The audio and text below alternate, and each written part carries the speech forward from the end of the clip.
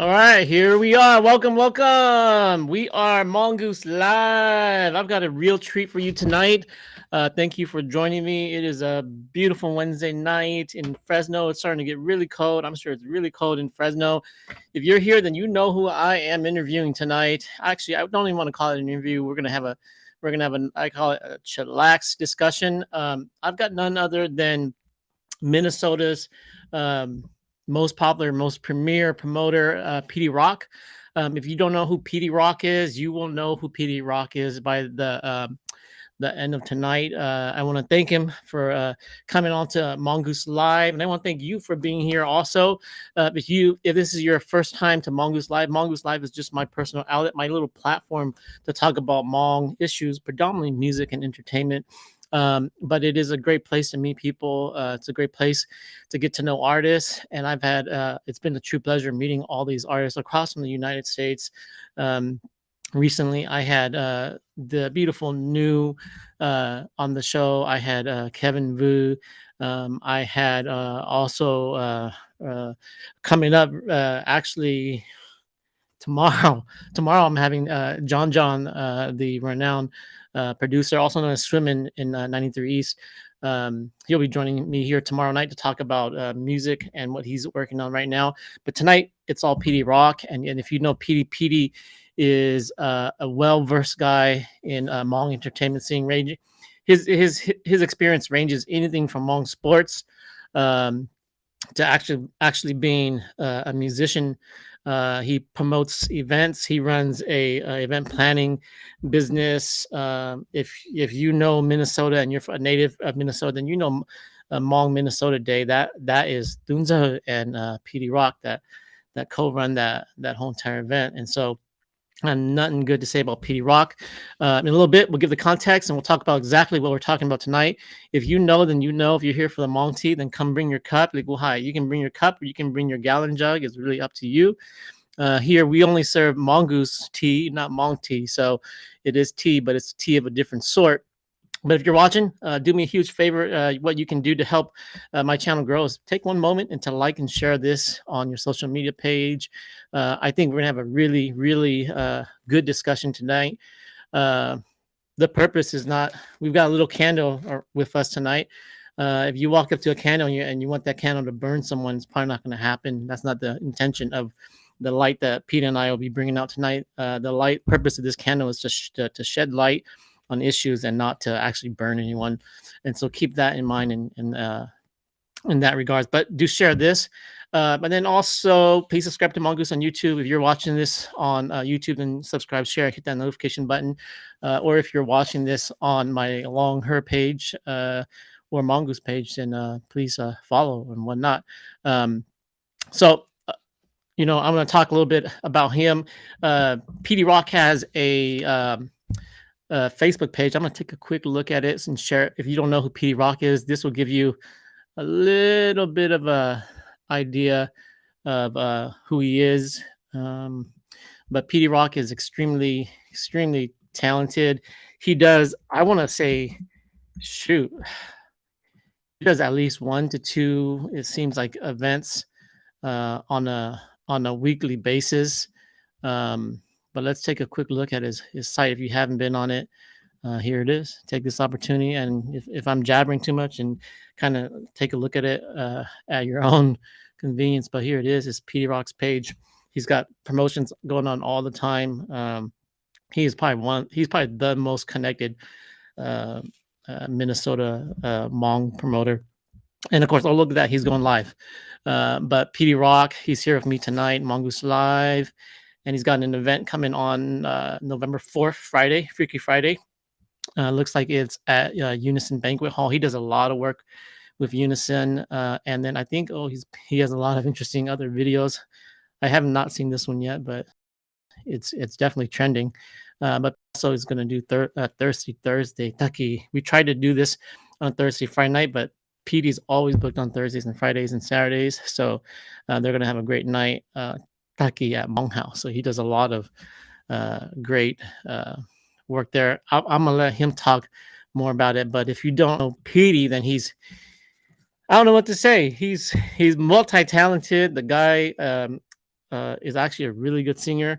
So check this out. A couple months back, my brother-in-law Fong of Paradise was he's my brother-in-law, and then so he went and helped Petey at one of their events, at one of the Lux, I think maybe an Asian prom. Um, and he came back and he basically, oh dude, you know who can really sing? Petey Rock, dude. That guy can really sing. And so he was really impressed with Petey Rock, and so I'll kind of prove it to you here. I'll show you what Petey has been working on. I didn't know this because it's been so long, but I never put the two together. But Petey Rock is actually a part of the band Rice. His handle, his promotion is Rice Channel, but I didn't know that Rice Channel was the band. Like Momasa Sago, oh, I remember the band Rice Channel. And so, yeah, actually, Petey's handle is under Rice Channel, but that was the band that he was previously on. But I'm gonna show a little bit of this to embarrass Petey a little bit, to remind him about his great skill. But Petey was actually featured. He was a featured musician in Kang Bang's movie. You remember 1985, that really awesome video. And this is Petey.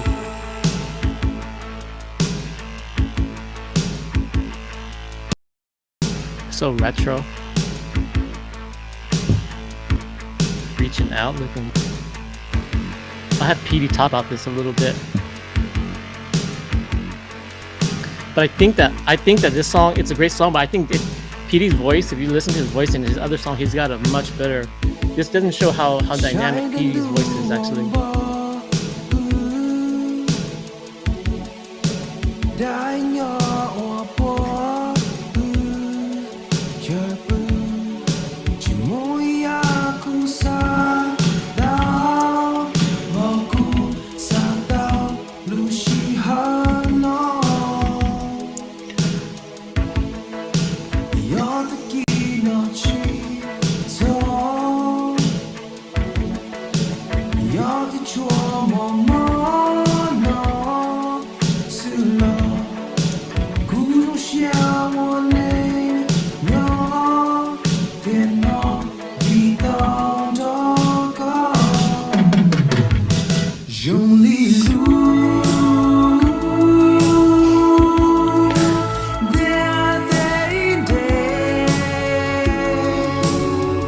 So if you're familiar with that movie, then you know about this song. But let's take one moment here to say, if you're here, say hi. Let us know that you're here. We've got.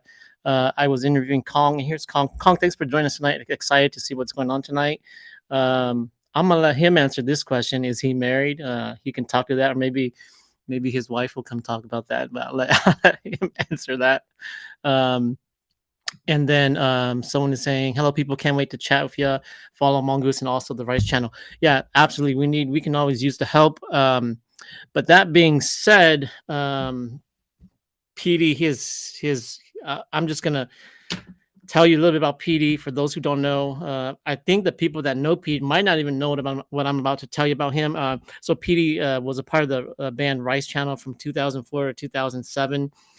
He plays a lot of sports. He played, if you know soccer and football, then you know about the teams Hiawatha and Magic. So if you're in the soccer world and football world, then these songs should perk up your ears right away. After Rice Channel, he actually has a formal education from one of my opinion, one of the most prominent music industry educational schools in the nation. Full Sail. If you know what Full Sail is, then you know exactly what I'm talking about.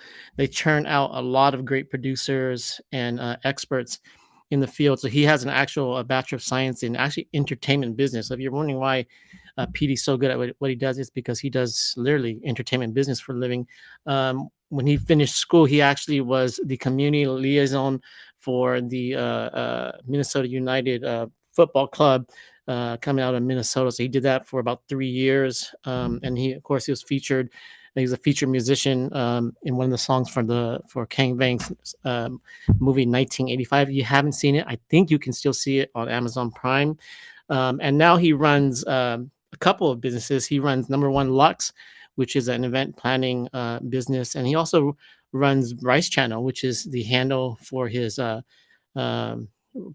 promotions to this day. And like I said, he also helps run Hmong Minnesota Day during Minnesota State Fair. I'll be honest, I love it because some of their some of their news medias put that information out. And I got to see Hmong Minnesota, and I think they do an excellent job. I wish we had something like that in California, but we don't. So without further ado, let's welcome Petey. Petey, how are you? I'm good. Sipping, y'all. Sipping, y'all. All right, so Petey, we agreed. What do you got sipping? What are you sipping tonight? I usually have this. I just moved into like my new spot in Twin Cities, but this is whiskey. So I forgot what whiskey, but I promise you, it's not whiskey with, tree barks and ginseng like my dad has. Right? So, I can't do this. Come on, your law. They put a lot of I know, man. stuff in their A whiskey. lot of other stuff, man. A lot of other stuff, man. But happy to be here, man. Thanks for having me. Yeah, well, I got a Mai Tai because tonight's not the night that we gotta relax a little bit more tonight than any other night. I got a little Mai Tai. About maybe in July we went to Hawaii and we ended up having a bunch of Mai Tais, and I found out, man, all these Mai Tais are different. Yeah. And so I came back home and I started using like Mai Tai mixes, and I was like, oh man, that tastes awful. You can't use no Mai Tai mix. And then I started trying to figure out, because we went to like all these luau's, and everyone's Mai Tai was different. So I kept on trying to chase this particular Mai Tai flavor. Yeah. And then I looked up and I found the original way whoever made a Mai Tai made it. And it was pretty interesting because I think juice, right?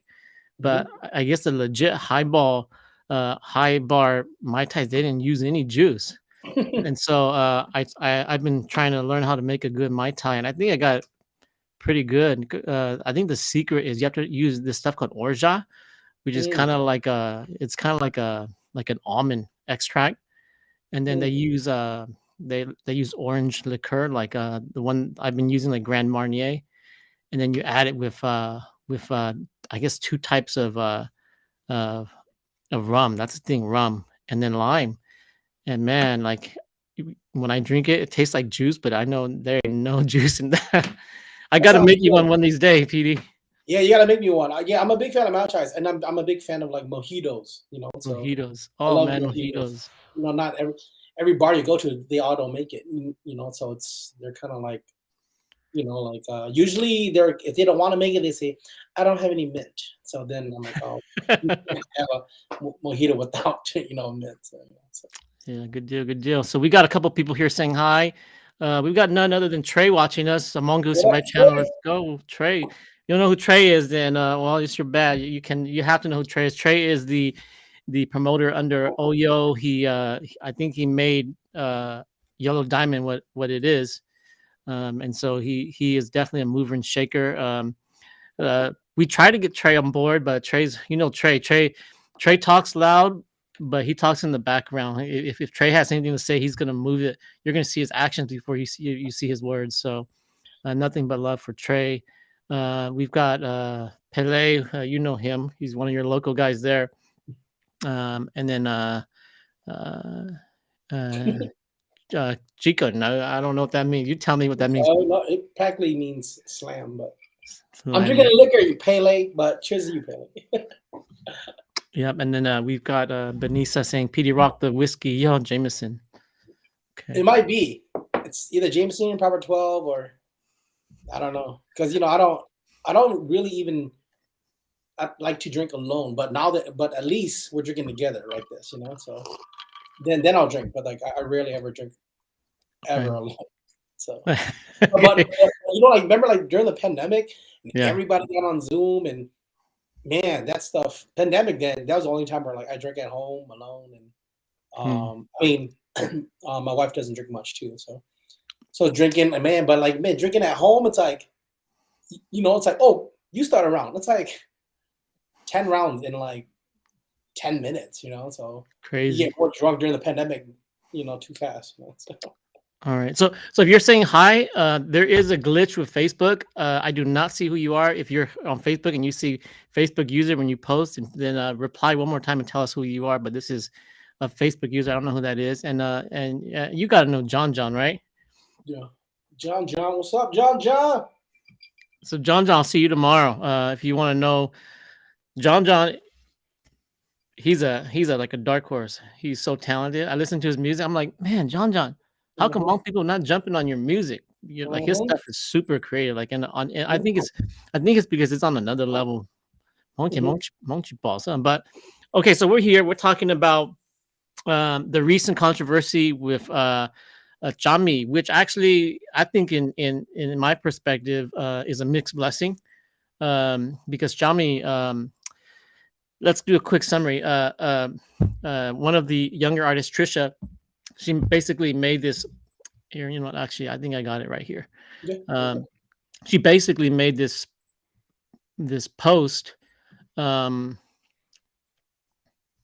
she basically makes this post, basically saying that she's gonna step away from music for a little bit. Not controversial at all. No controversy whatsoever. And uh, one of the comments is from Chami, and Chami basically says, "Well, I'll show it to you." So here you have so that we have the right context for this discussion because I don't want there to be any misunderstanding. Trisha, who's a good friend, I text her from on occasion, and if anyone knows Trisha, then she's like one of the sweetest girls you ever meet. Really nice girl. And she's as much as I want to keep up with other Hmong artists who can release amazing songs after songs. I'm here to announce that I will be taking another break from writing and releasing songs until next year or even longer. Make it straight, which might be shocking to some fans. Truthfully, singing is simply a hobby, not my career.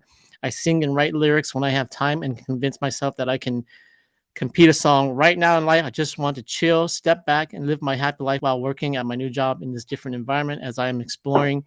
So she basically writes this, and then one of the people who responds to her is actually Chami, and so that really so we have a proper context that she says this, which I think triggered a lot of people. And Chami says, "I like to say something very honest to the younger generation. Sometimes people say to go after your dreams, which is great, but I would also like to point out there's no money in Hmong music. Go be a dentist, doctor, and a small business." So I think this right here triggers a lot of people because there's a stigma. Because all Asian parents seem to want their kids to be a doctor or dentist. I don't even know about small business. They don't even say business that much or anything else that can support you financially. But Hmong music cannot and have not been able to support many of the most famous singers in the history of Hmong music. Yes, have fun and learn and experience the creativity process. But again, there is no money in Hmong music. And so basically, this is it. This is where a lot of the drama comes out. But in my opinion, it's not really drama. Actually, if anything, Jami is just agreeing with what Trisha's saying. And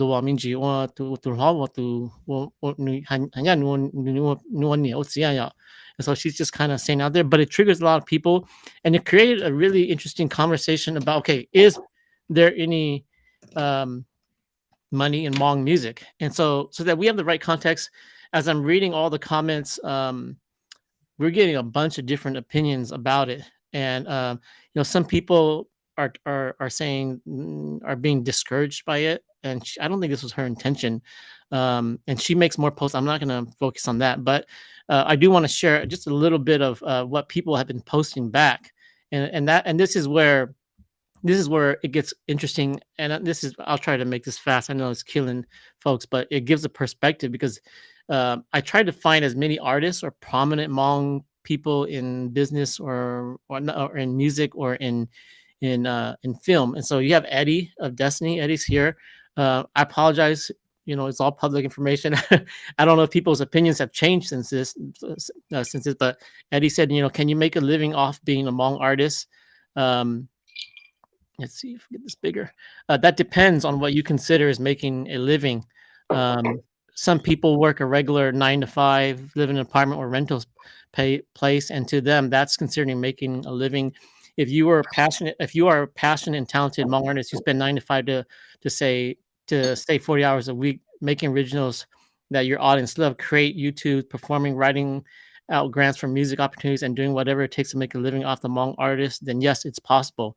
Um, but then he later says here to say you're trying to become a millionaire from being a Hmong artist. From my point of view, Hmong people don't even have 5 million people or more in the U.S. I think Hmong people have about 400,000. It's not even close to 5 million. outside the U.S., most Hmong people live in third world countries and so forth.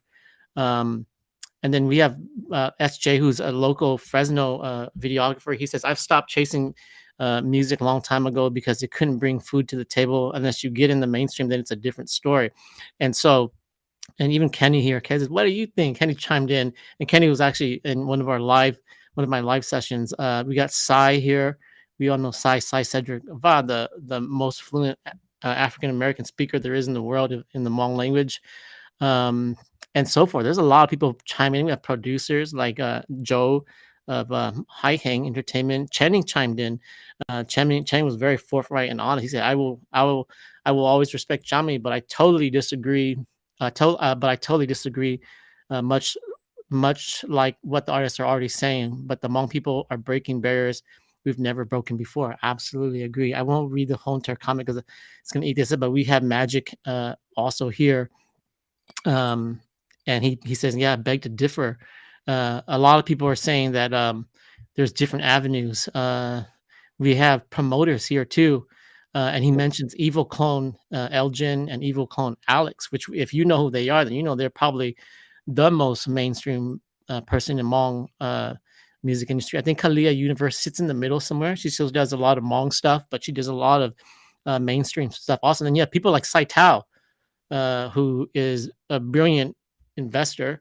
And he said it's a simple math. The market is too small to support any artist financially. If you live in Laos and $5,000 of YouTube money is enough, then that might work. We got videographers like Jiatsu Lee. I'm not even a musician. I make I make a living just posting Hmong concerts. I'm not rich, but I no longer have to work a day job. So he's saying, yeah, you can definitely make a living off of it. And then you have here, if you don't know Chimotu, that's Sulivaku. And he jokes about, he says, I told my daughter to go for it. And if all things fail, she can always learn how to sell makeup online. One of the most prominent comments come from Brian Tao. If you know who Brian Tao is, then he says, I really didn't want to comment on this topic, but I do agree with you. You need a full-time job in order to get benefits. If music is the only thing you do, you will hurt when you get those medical or dental bills, and you will hurt when you're 65 and have no retirement pension or savings to live out the rest of your life. And if YouTube is the only source of income you have, you will hurt during tax season. And he goes forth. Basically, he has nothing. He says here, y'all about toward the end, y'all the MVPs. There are Hmong artists who only does music and will make enough to live comfortably, but they're probably less than 0.1 of the whole Hmong population. So a lot of really, and we got here, you know Jack, and Jack has a strong opinion too, because Jack is in my opinion, one of the most talented young up and coming Hmong videographers there are, and he's a musician, so he kind of sees. But that being said, let's get rid of that. Petey, tell us about yourself a little bit. We're 26 minutes in, so like sorry I took so long, but I want to get the right context because to be fair to me and to Petey, especially more so to Petey, number one, I gotta talk about accountability because we're gonna have real talk, right, Petey? We're not gonna say really flowery sugarcoating things. I want to have a real discussion, talk about things the way they are. I invite all the viewers to watch and comment, get involved, but I do ask that you be sincere. And that there is a sense of accountability because shoot, we've got all your names here, and I click on you, you're going to be on here forever. So think about it. Don't write too much bad stuff because all this will be. I'm not going to delete it. And some of the stuff, I don't know. Me and Petey, we might follow up on it to see what you really mean. But Petey, I think if someone wants to come online, they want to chat in person, I invite them to do that also. I'm definitely up for it. Petey, you've got the link. If someone wants to come on, you can DM Petey or you can DM me directly, and we'll always give priority to people who want to speak to us in person, like on camera. I know some of the girls are like, but I'm not dressed up.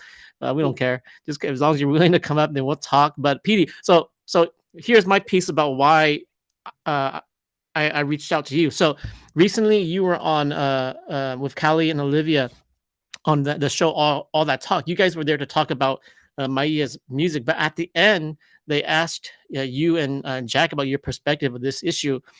and you guys started to talk, but with it. Oh man, Petey's saying such great things here. If you haven't seen it, well, go watch it. Support all that talk, and watch his segment at the very end, especially. And I was like, Petey's got a lot to say. And then the video cuts out. I'm like, what? We got to give Petey a platform to talk, because Petey, you've got insight. Okay, you're a business insider, and so I've talked way too much. But before I let you talk, let's see what people are saying right now. Tong Tong Lee says, "What's up? Heard a lot of great things about Petey."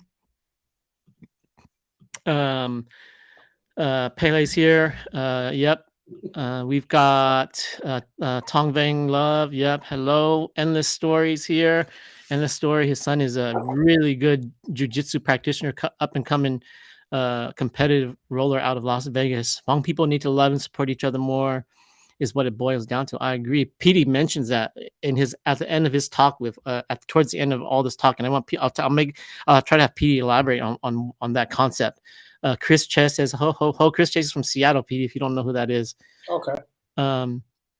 John says, I got to save my comments for tomorrow. Okay. John, you can save for tomorrow.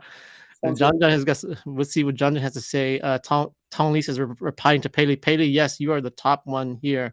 If you're an artist, hey, do me and Petey a favor and comment below so we know that you're watching. Yeah. Because if you guys comment, oh man, we're definitely gonna talk about what you talk about. And so Shashi is here, the most popular Hmong saxophonist. And Hai Long P, thanks for being transparent and share your thoughts, such as important. So Michelle's here. So you know Michelle, she's another artist I hear. So Petey, a lot of people they want to hear what you got to say, bro. Ki Sang from Fresno here. He is from one of the prominent bands. And y'all, okay, now there are too many comments are coming. I can't chase them more. Petey, tell us about you, and then tell us about what you think. Yeah, well, you did if you know, awesome. I'm gonna take you anywhere, everywhere, and have you introduce me, man. That's like I haven't had somebody introduce me like that ever, like, or maybe in the longest time. So, but that was very detailed. I loved it a lot. I was like, man, this guy's too nice. I did a little homework. Nice. I did my homework, Petey. So thank you. Thanks for having me on. I mean, I don't want to talk too much about myself. I mean, unless people want me to like blab on myself. But me, I'm always about giving my opinion on something, or like, talking about a topic, or how do I push the next person forward. That's always been my, kind of like who I am, right? So, but are we chiming in on what Jami said, or what do you, well, let's hit that. What do you think about that issue about Hmong? Let's start. I think that's a good starting point. Hmong music. Can you make a living in the Hmong music scene? You definitely can. I mean, like I said, everybody's entitled to their opinion, but if you're trying to make a living, I mean, because the beautiful thing about with technology and everything, social media is, we have so many different streams of social media, a revenue of a way to make money, right? Whether it's YouTube, Spotify, so many things, right? Facebook, there's many things, but the answer is, I mean, a simple answer to that is yes, because I know people that do it, right? Whether if you're a creator, you're but I think you just have to know yourself. It's kind of like, are you investing in yourself and in your craft, in your work, to try to make a living? Say, hey man, I want to be a social media influencer. What steps are you going to take, right? Because we see it in this younger generation where not a lot of people want to grind for like even 3 months, 5 months, 6 months, a year, even 5, 6 years to really grind and learn their craft and invest in themselves and their arts, and to then share with the world. Or a lot of people get discouraged, and if there's too many no's, then they just kind of stop. But not a lot of people, like I said, like I think I said in the other and then all that talk podcast, I said that this industry is not built for everyone. It's like some are gonna make it and some aren't. Some aren't cut out for it. Who do you know that is? Obviously David. I can't think of anyone that has grinded harder than David. I can't think of. I can go on record and say I don't know anybody else I mean, not just because he's like a really good friend to me, but I don't see anybody else that has grinded as much as he did, right? Because I've seen him when he was like 16 when I first met him, right? He was performing it, I think he performed at Epic or something like that. One of the very first few times I met him, it was like 15, 16. And then to kind of, like when he got to 18, and we like, do shows together. I'm hosting, he's performing, and you kind of just started to be friends after that. And I see his growth. I don't see anybody that has paid their dues, right? When I say like really grind, right? Take all the free shows, take all the, do music whenever, wherever, like nonstop, right? So that I don't know anybody that grinds. Like Yeah. when you hang out with him, he is a constant jukebox music making machine. Like just hanging Yeah. out for me and David hanging out like this and sipping. He's either rapping or he's singing to any beat that you have on, and he can do it English, Hmong on the dime. So maybe because I don't know, maybe I haven't hung out with other musicians and stuff, but knowing just him and his, and me, and we're good friends, but just see him grow, like I don't see anybody that has grinded as much as he did, and to really like trailblaze and pave the way for so many people, right? And Yeah. so and you can hear it in the styles of the music that he started to switch. Like, do you remember when he started to throw English words into Hmong songs, Hmm. right? Yeah. Or like vice versa. But he did it in such a creative way where it just flowed, right? It just gelled Yeah. together. You didn't think much about it. You're like, oh, dude, that was like, that was like, like a whole line of Mika and Hmong together. But you look at it now, you can see that clearly, whether that's rapping or like pop music or R&B music, you see more people do that more and more, and it Yeah. almost becomes natural now. The So first time I met David was I didn't meet him actually. The first time I saw David was HMF, uh 2013, I want to say, in Fresno, and I think David could not have been more. Late teens to 18 at the max. mhm. And when I saw first time on stage, I was like, "Whoa!" That was when he still had his Dustin Bieber kind of Yeah, haircut going to the side. And I saw him. I was like, "Whoa! This kid." I call him a kid. But he was not a kid. yeah, This kid is crazy talented because there were artists that could sing, but he was the only one that could sing and rap, mhm, like legit do it. mhm, And now he has something like 140, 50,000 follower subscribers probably on YouTube, and I don't even mhm, know how many people are following him on social media, but pretty amazing. And he's one of the few that I think really cut into cut into cross market, like to get popular amongst Hmong Blanc, yeah. Hmong mhm, Blanc Hmong Thai, like Zong Mong Pei, and that song transcends mhm, communities, and so he's definitely a grinder. And then fast forward to last year, I interviewed David for the first time on Hmongoose Live, and I remember how much heart he has when he told me that, yeah, I do this full time, but like it's kind of like some people say I do it full time, but they're kind of not proud. But David's like, yeah, I'm proud. he Like is. David, like when he says that, you're like, whoa, like with when he says it with composure and he says it with full confidence. So there's pretty amazing guy. So how how many people do you think? So there's David. Who else do you know that does it full time? I believe Channing does it full time. Hmm. Um, he was transitioning into it. I mean, that was one of his goals, and I Mhm, think he's really close to doing that. And I think he is kind of doing that right now. mhm, And like Channing's been the talk of. I want to say, the fresh air that kind of came into the scene, in the past year or two here, and really took it by storm, which is like really awesome. I mean, I booked him for so many gigs, so up here too, so and seeing him grow and want to do this full time, and like it's funny. I was just texting him, was it yesterday or 2 days ago. Because we message and we see each other occasionally, right? And I just said, hey man, like take the time to, because remember he said he's gonna take a little time to breathe a little bit after dropping this album, and I said, yeah, definitely do it, but Oh, you I didn't know, notice. He's been busy. yeah, he's been He's busy. He's been always like busy. performing out like here and there, and he dropped the album, in July. Then I just told him, hey, just be smart about it. I'm always here to like help mentor you and be strategic about it.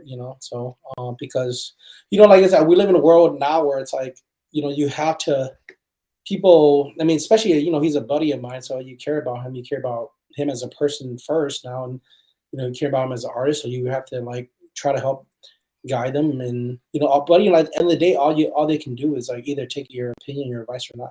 So hopefully, So, yeah. So one thing you see that Hmong people are doing wrong is they're not grinding long enough. Is that fair to say? yeah, I want to say you just could, but the thing is, some people don't have the right tools, right? Say they can take like look at mainstream artists. They take I don't know who's the mainstream artist is mediocre to me. Like, say they take a Britney Spears and make it into a star. Like, all those pop diva artists or like even guys, like they take, okay, you're taking dance lessons. Like they take somebody. Like, are you marketable? Are you bankable? Are you gonna like sell records for us? Are you gonna? So because sometimes people don't understand that, like, as a business owner or whoever that's booking you, like, are you selling tickets? Are you like, are you a product that can sell tickets or like, make my customers happy? Really, at the end of the day, are you marketable? So that's really it. I think it's not about like grinding too hard, too long. I mean, you have to, I think, but sometimes I know that some people don't have the tools, right? Whether like, man, I just need a professional headshot, or like, man, I just need like a professional video done. I don't have the budget for it. But and then sometimes they stop there, right? But I feel like if one door closes, you got to find a way back in, back door, side door, go through the window. Like, you got to find a way back in, right? If you're still working a 9 to 5 and you need a video done, it's kind of like what you know that saying. They always say you invest so much into a company to make somebody rich, right? But when you get off work, you better invest in yourself to make yourself rich somehow, some way. But if you don't do that, then the life is not for you. Then so you don't want it bad enough, because at the end of the day, you can kind of control what you kind of like you're in control of your own life, your destiny. So you can kind of take that and go through the back door if one door closes. Like, man, it costs $2,000 to shoot a video and a song. Save up $2,000 to do it. You know what I mean? So sometimes that's what it takes now. Find a sponsor, find somebody, invite, reach out to your friends. I mean, if it's something that you really want, you have to be willing to invest in that.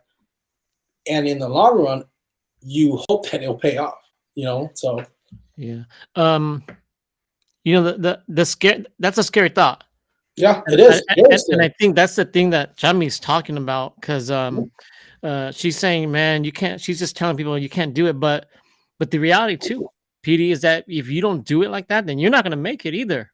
Como sabe, I think that, man, here's the thing that people don't know about Channing. Okay, Channing just didn't, like, Channing's probably the one of the hottest artists right now, but Channing just didn't pop on the scene. Channing was grinding in the background for a long time. It wasn't like Channing just, oh yeah, here I am, I'm singing, I'm good. No, I mean, Channing's, listen to Channing's voice. No, trust me, Channing been practicing for a long time. And Channing has crafted his art. Channing, I mean, from what he told me when we were live, he more or less does his own vocals. He likes to do that. He doesn't know how to mix, but he has other people mix and master him. But Channing's gotten really big in the last couple of years, but no, it's not a couple of years. Channing has been grinding in the back, and that door just finally opened. But the issue is, like, I think, how long do you think it takes for a Hmong artist to get popular, would you say, in the Hmong community? I think it just depends. Because sometimes when people don't, I want to see some artists that I want to say, you just have to do your homework. Like, if you want to know, because say there's a Hmong population, right? You're not gonna like please everybody. What is your demographic? What is your niche marketing or your niche, the type of music that you're doing? Because you can't just do one song, everybody likes it. Like me, I don't listen to a lot of Hmong songs, but Hmong songs are starting to be up to par, right? Because a lot of singers now, they just buy beats, so some from Hmong, some majority not from Hmong producers, but I think it's hard to say, but like, it's like I said, it's too tough to say, but You just gotta grind. You just have to know your market. That's why I always say to people, know your market. Like Yeah. if you're putting on a song, is this song for 16 to 25-year-olds, like 18 and under, or like is it like a pop song? Is it a R&B song? Is it a traditional song? Because you have to know your market. And then when you do that, you always gotta be like, okay, well, if I put that song out, where am I gonna perform it? What are my ways where I can get it out there to people's, into their phones, and how can they stream it? How can they support me? So there's a lot that kind of takes, effect, but I don't know. I always just say study your market, So study your market. Where is your target market? You got to have that. You can't just put out a song and your close friends say, "Oh, that song's hot," right? Or like 1,000 people say that song's hot, and then you just stick with that song. Like what's your follow up? Maybe you can perform that song, 2-3 times that year, but do you have a follow up song? Are you already working on something? So there's a lot that goes in. I've got a follow-up question for you that I think will get a segue, but let's say hi to some folks first. We've got VX here. What's up, guys? Appreciate y'all for what you do. Cheers, VX. Hello. No watch, but listening to this podcast. Oh, we Petey Rock, but sometimes I have to remind myself, they're not from the US. Oh, yeah. Dạ cho món phát món nhắn la rồi họ nhắn la đến sủa tây thế lo tây thế they're barely waking up thì she giờ thì morning từ tua tỏ sa sa lo chỗ tua nê sa còn ư hai lồng móng chỉ nê xong rồi móng rồi đó I don't Peter, you read Hmong? Not well. My Hmong is just terrible, man. So because I'm Hmong, like it's like you're Hmong, right? And then but I grew up, all my friends are Hmong Dao, so I spoke so much Hmong Dao, and then when I'm with family, I speak Hmong. Then I started to mix it. Then I was like, you know what? I'll just speak English. Everybody speaks English, So yeah. So like okay, this on the Hmong của mình nhận P mà yeah.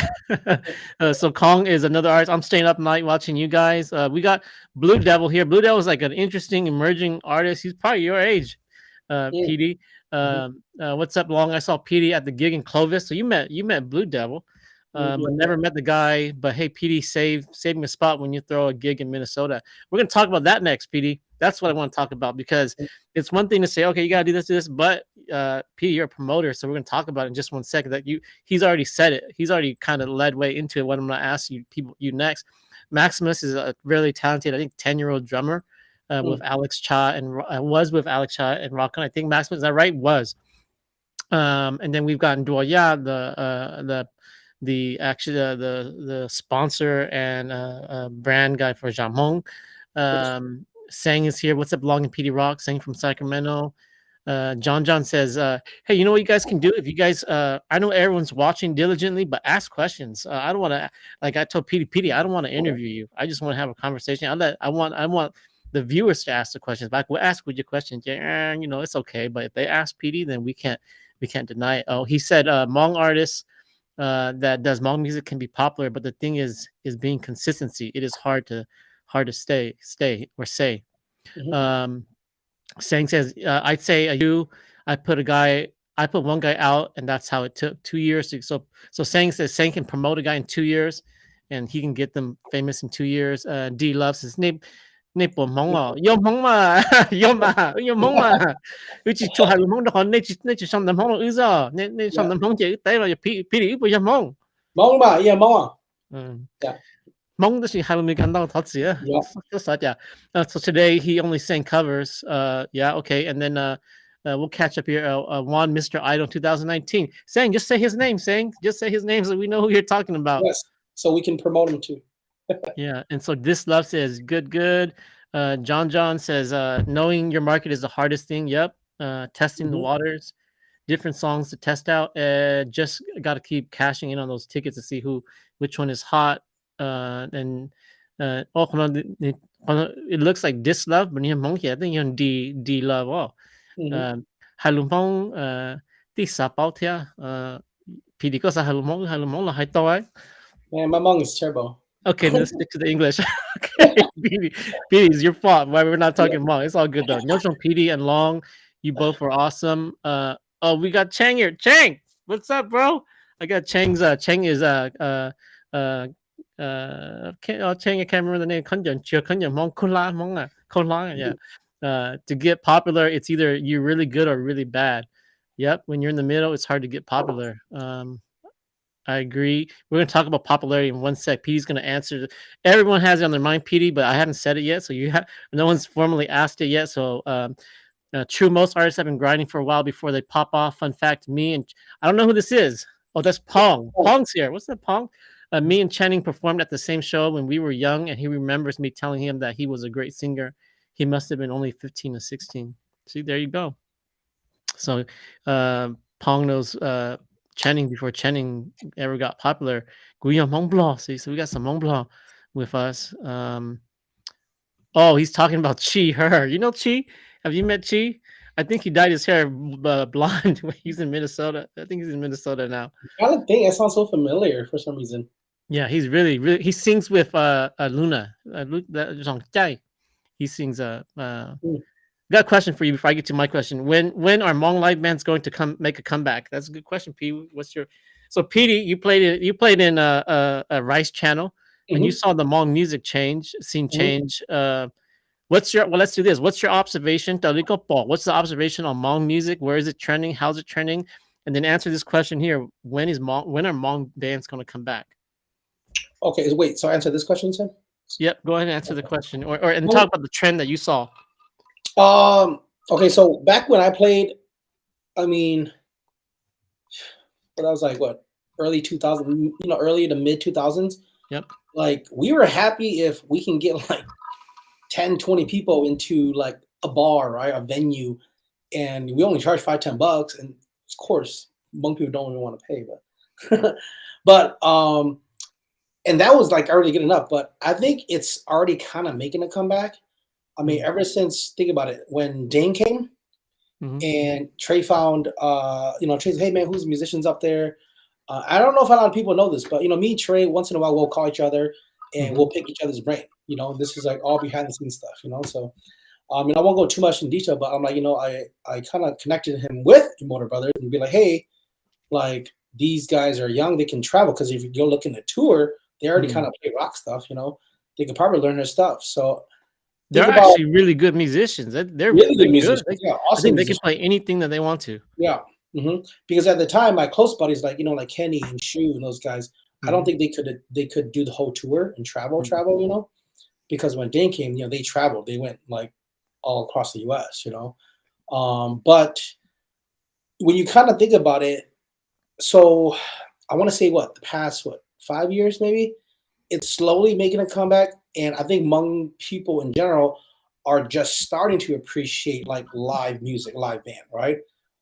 Me, I've always been a huge fan of live. Like my first concert was like Bon Jovi, and I was like, this is it. I want to be a singer, I was like 16, 17.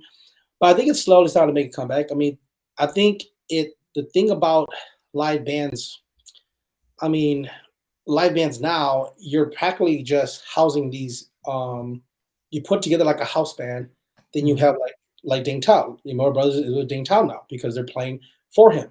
Because it's hard to find, like, if you're a guitarist, if you're a band, if you're not even a band, but you're like just a musician, and just to travel, and it's like finding, if you're a 4-piece or 5-piece band, it's like finding 4 or 5 relationships, like whether that's 4 or 5 boyfriends or girlfriends, and you have to connect and gel, and you're gonna tour and do stuff like that together. And I think it's slowly making a comeback, because I see it that the past 5-6 years here, people are enjoying live music more and more. They at least start to appreciate more, because back then when we played, I don't think a lot of people appreciate it. Only like the true fans of like music.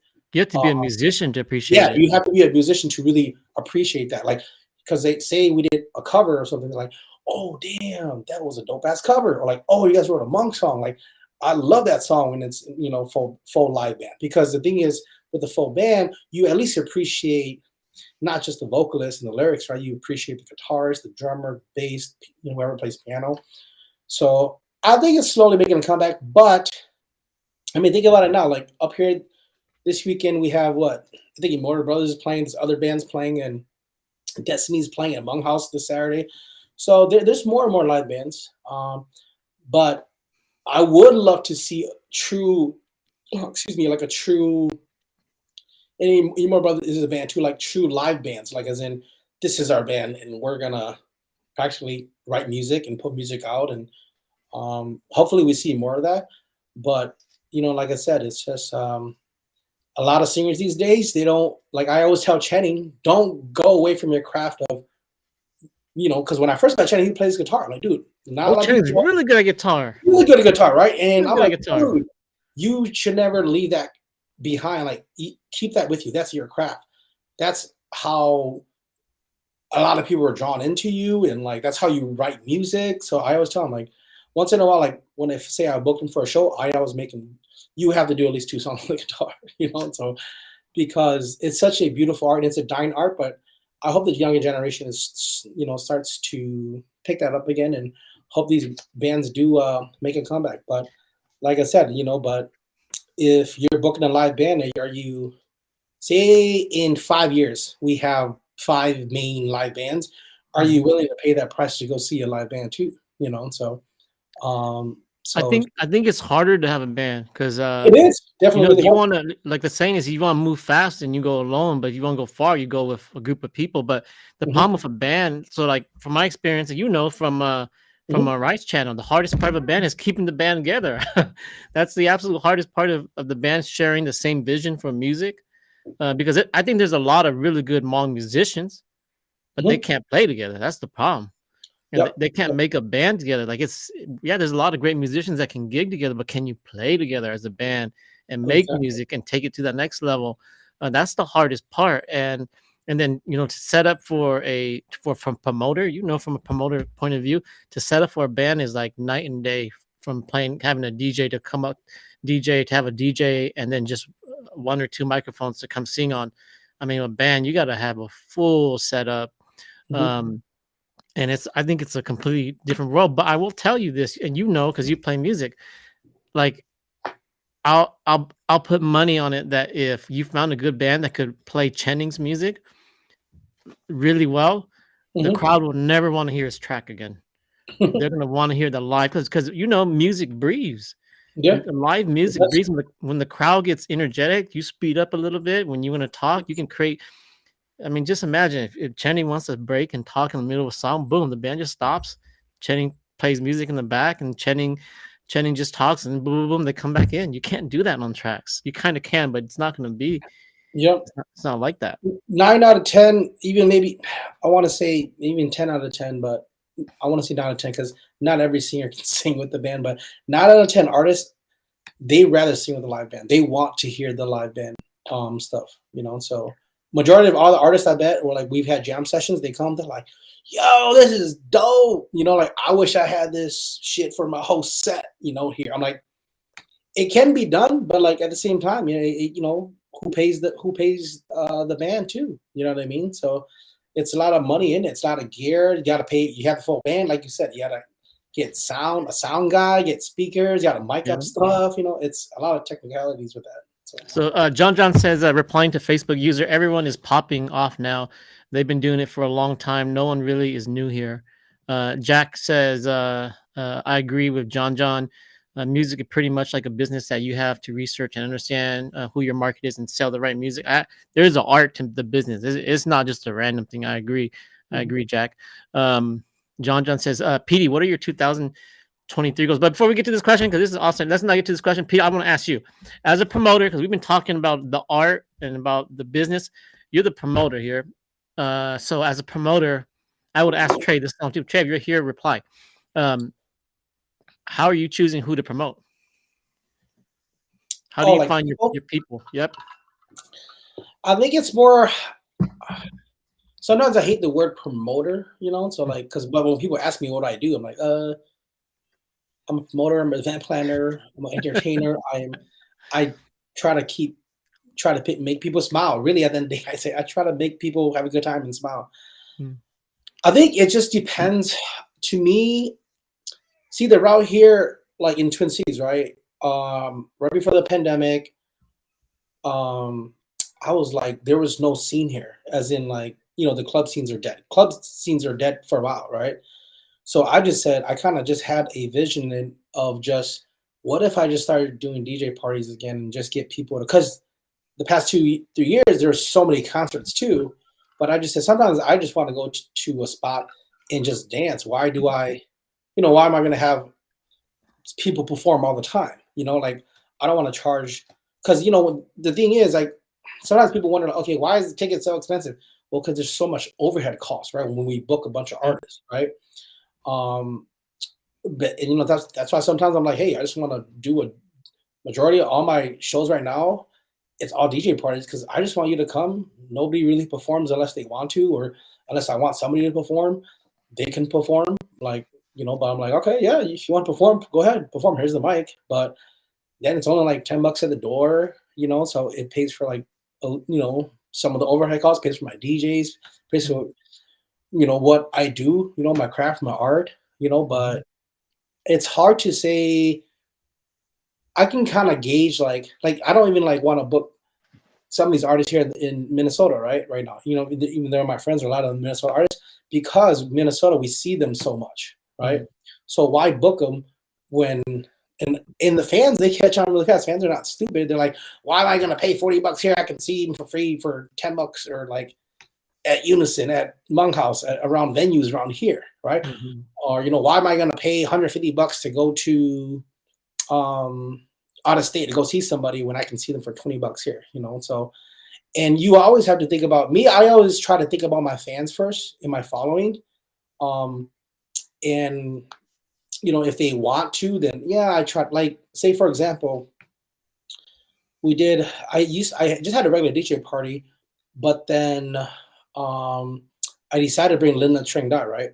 She hasn't been back here. I've been trying to bring her for a few years, and I just said, man, I think it was more of like a personal goal to bring her, because man, I grew up, I was a little kid, and my dad was like listening to that, and everybody listened to Linda Tring Dot. But yet the fans wanted it though.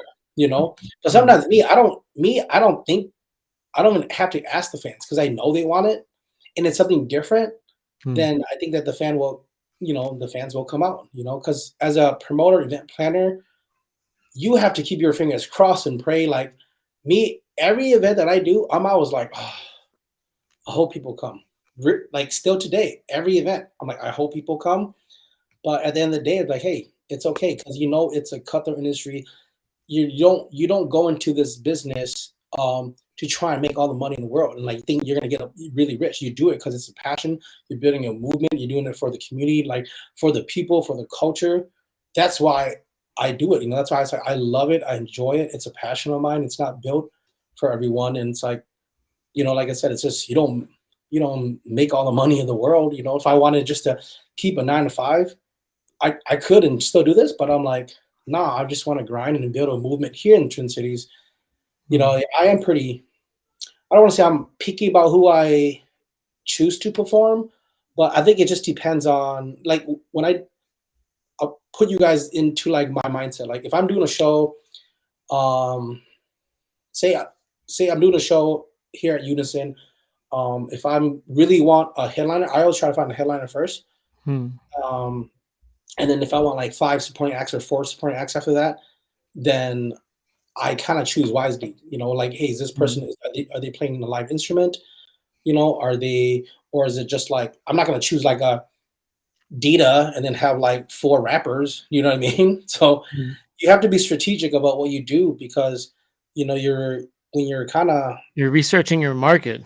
Yeah, you kind of know your market. You're like, man, I don't want that crowd there. There's like a bunch of people that are here for hip hop, but then all of a sudden 2 people are singing Hmong and love songs. It's kind of like, it's cool, but like when it's say if it's a New Year's all mixture thing, like then you kind of know. But I don't know. It's just I kind of stick with the DJ parties right now. Lower, yeah, because like not a lot of people want to come and see a performance every time they go out. So they just want to come and let loose with their friends and just dance and drink a beer or 2, a few shots, and hang out with their friends. And that's the scene we're trying to build up here in Twin Cities. Nice. John asked this question. You saw it, but Petey, what are your 2023 goals? I think there's a lot of stuff that I want to do. Um, there's of course there's still Hmong in Unison that I'm hopefully working on right now. To because this year we got lucky to have like well for Hmong House we have we've been there since June. But to continue on to have residencies there and like or at Unison, that's like definitely one of the 2023 goals because that way we can kind of because to me fans want consistency, your followers want consistency, like I want consistency. Probably the venue, it looks good that they have consistency. Whether that's to be like whether that's 2 Fridays a month, every Thursday, or 1 Friday a month, like I want it to be consistent. So then say when you think about your target market and your followers and your fans, they know that you're always going to be here at every Friday. You're at Unison. I'm coming, or I got friends in town. Oh, you always know there's going to be a DJ party or something at this spot, this venue, that venue. So that's one of my main goals too, to secure that. But that's like securing it in writing, contract it out, like do it the legit way. So that's in the works right now. Hopefully, do more. So how long have you guys been doing like one of the biggest event you guys do that you guys do pretty much more or less free is Hmong Day? Yep. At State Fair. How long have you guys been doing that? About 7, 8 years. With the pandemic, we had it 1 year, but 1 year. 7 years now, I think. Do you think that's gonna be something you guys will be doing indefinitely? I always tell Tujer, like, I don't want to do it if Tujer's not doing it because every year we always say, hey, let's give it to somebody to do, and let's just come enjoy ourselves, right?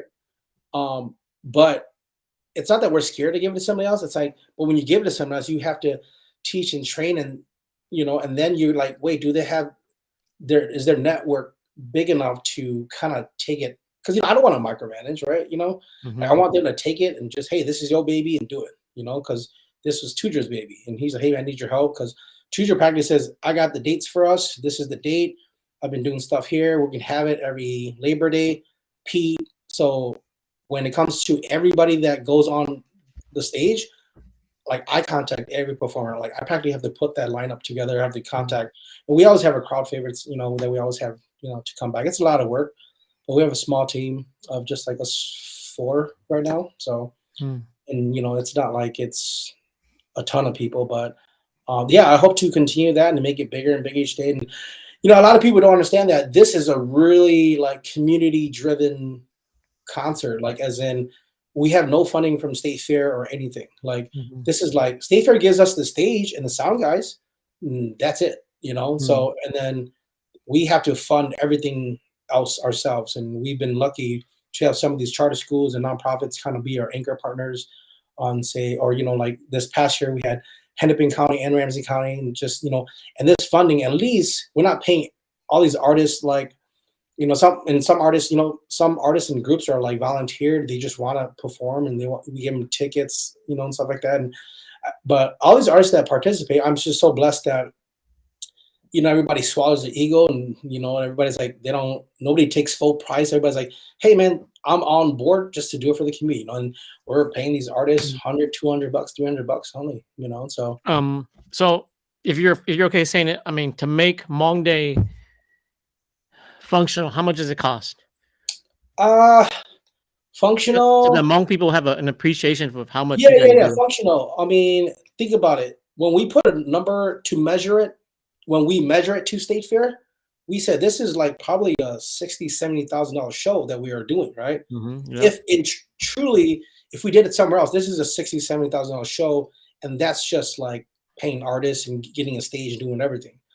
But when we fundraise or we ask for anchor partners, we're like about, I don't know, I want to say 15 to 20,000. Every year is different. We just always say we try to like keep it funded where we're not in the red for next year, right? But we have something to like, okay, at least we can like buy shirts, banners, and certain things, secure certain things, because like we still have to pay for things too, and so it's not like State Fair says, hey, this is here's 20 grand, go pay everybody.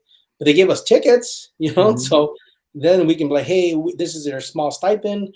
So we put the stipend, whatever that we get that year, before Hmong Minnesota Day, then we just give them a stipend, and we just give them, but we make sure like every performer doesn't pay to get in though. We just give them a Mm. ticket.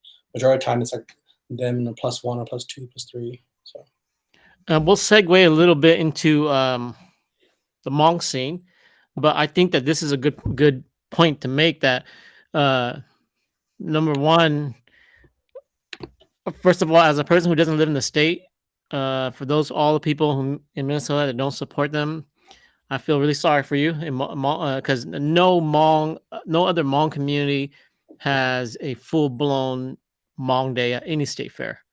Anything.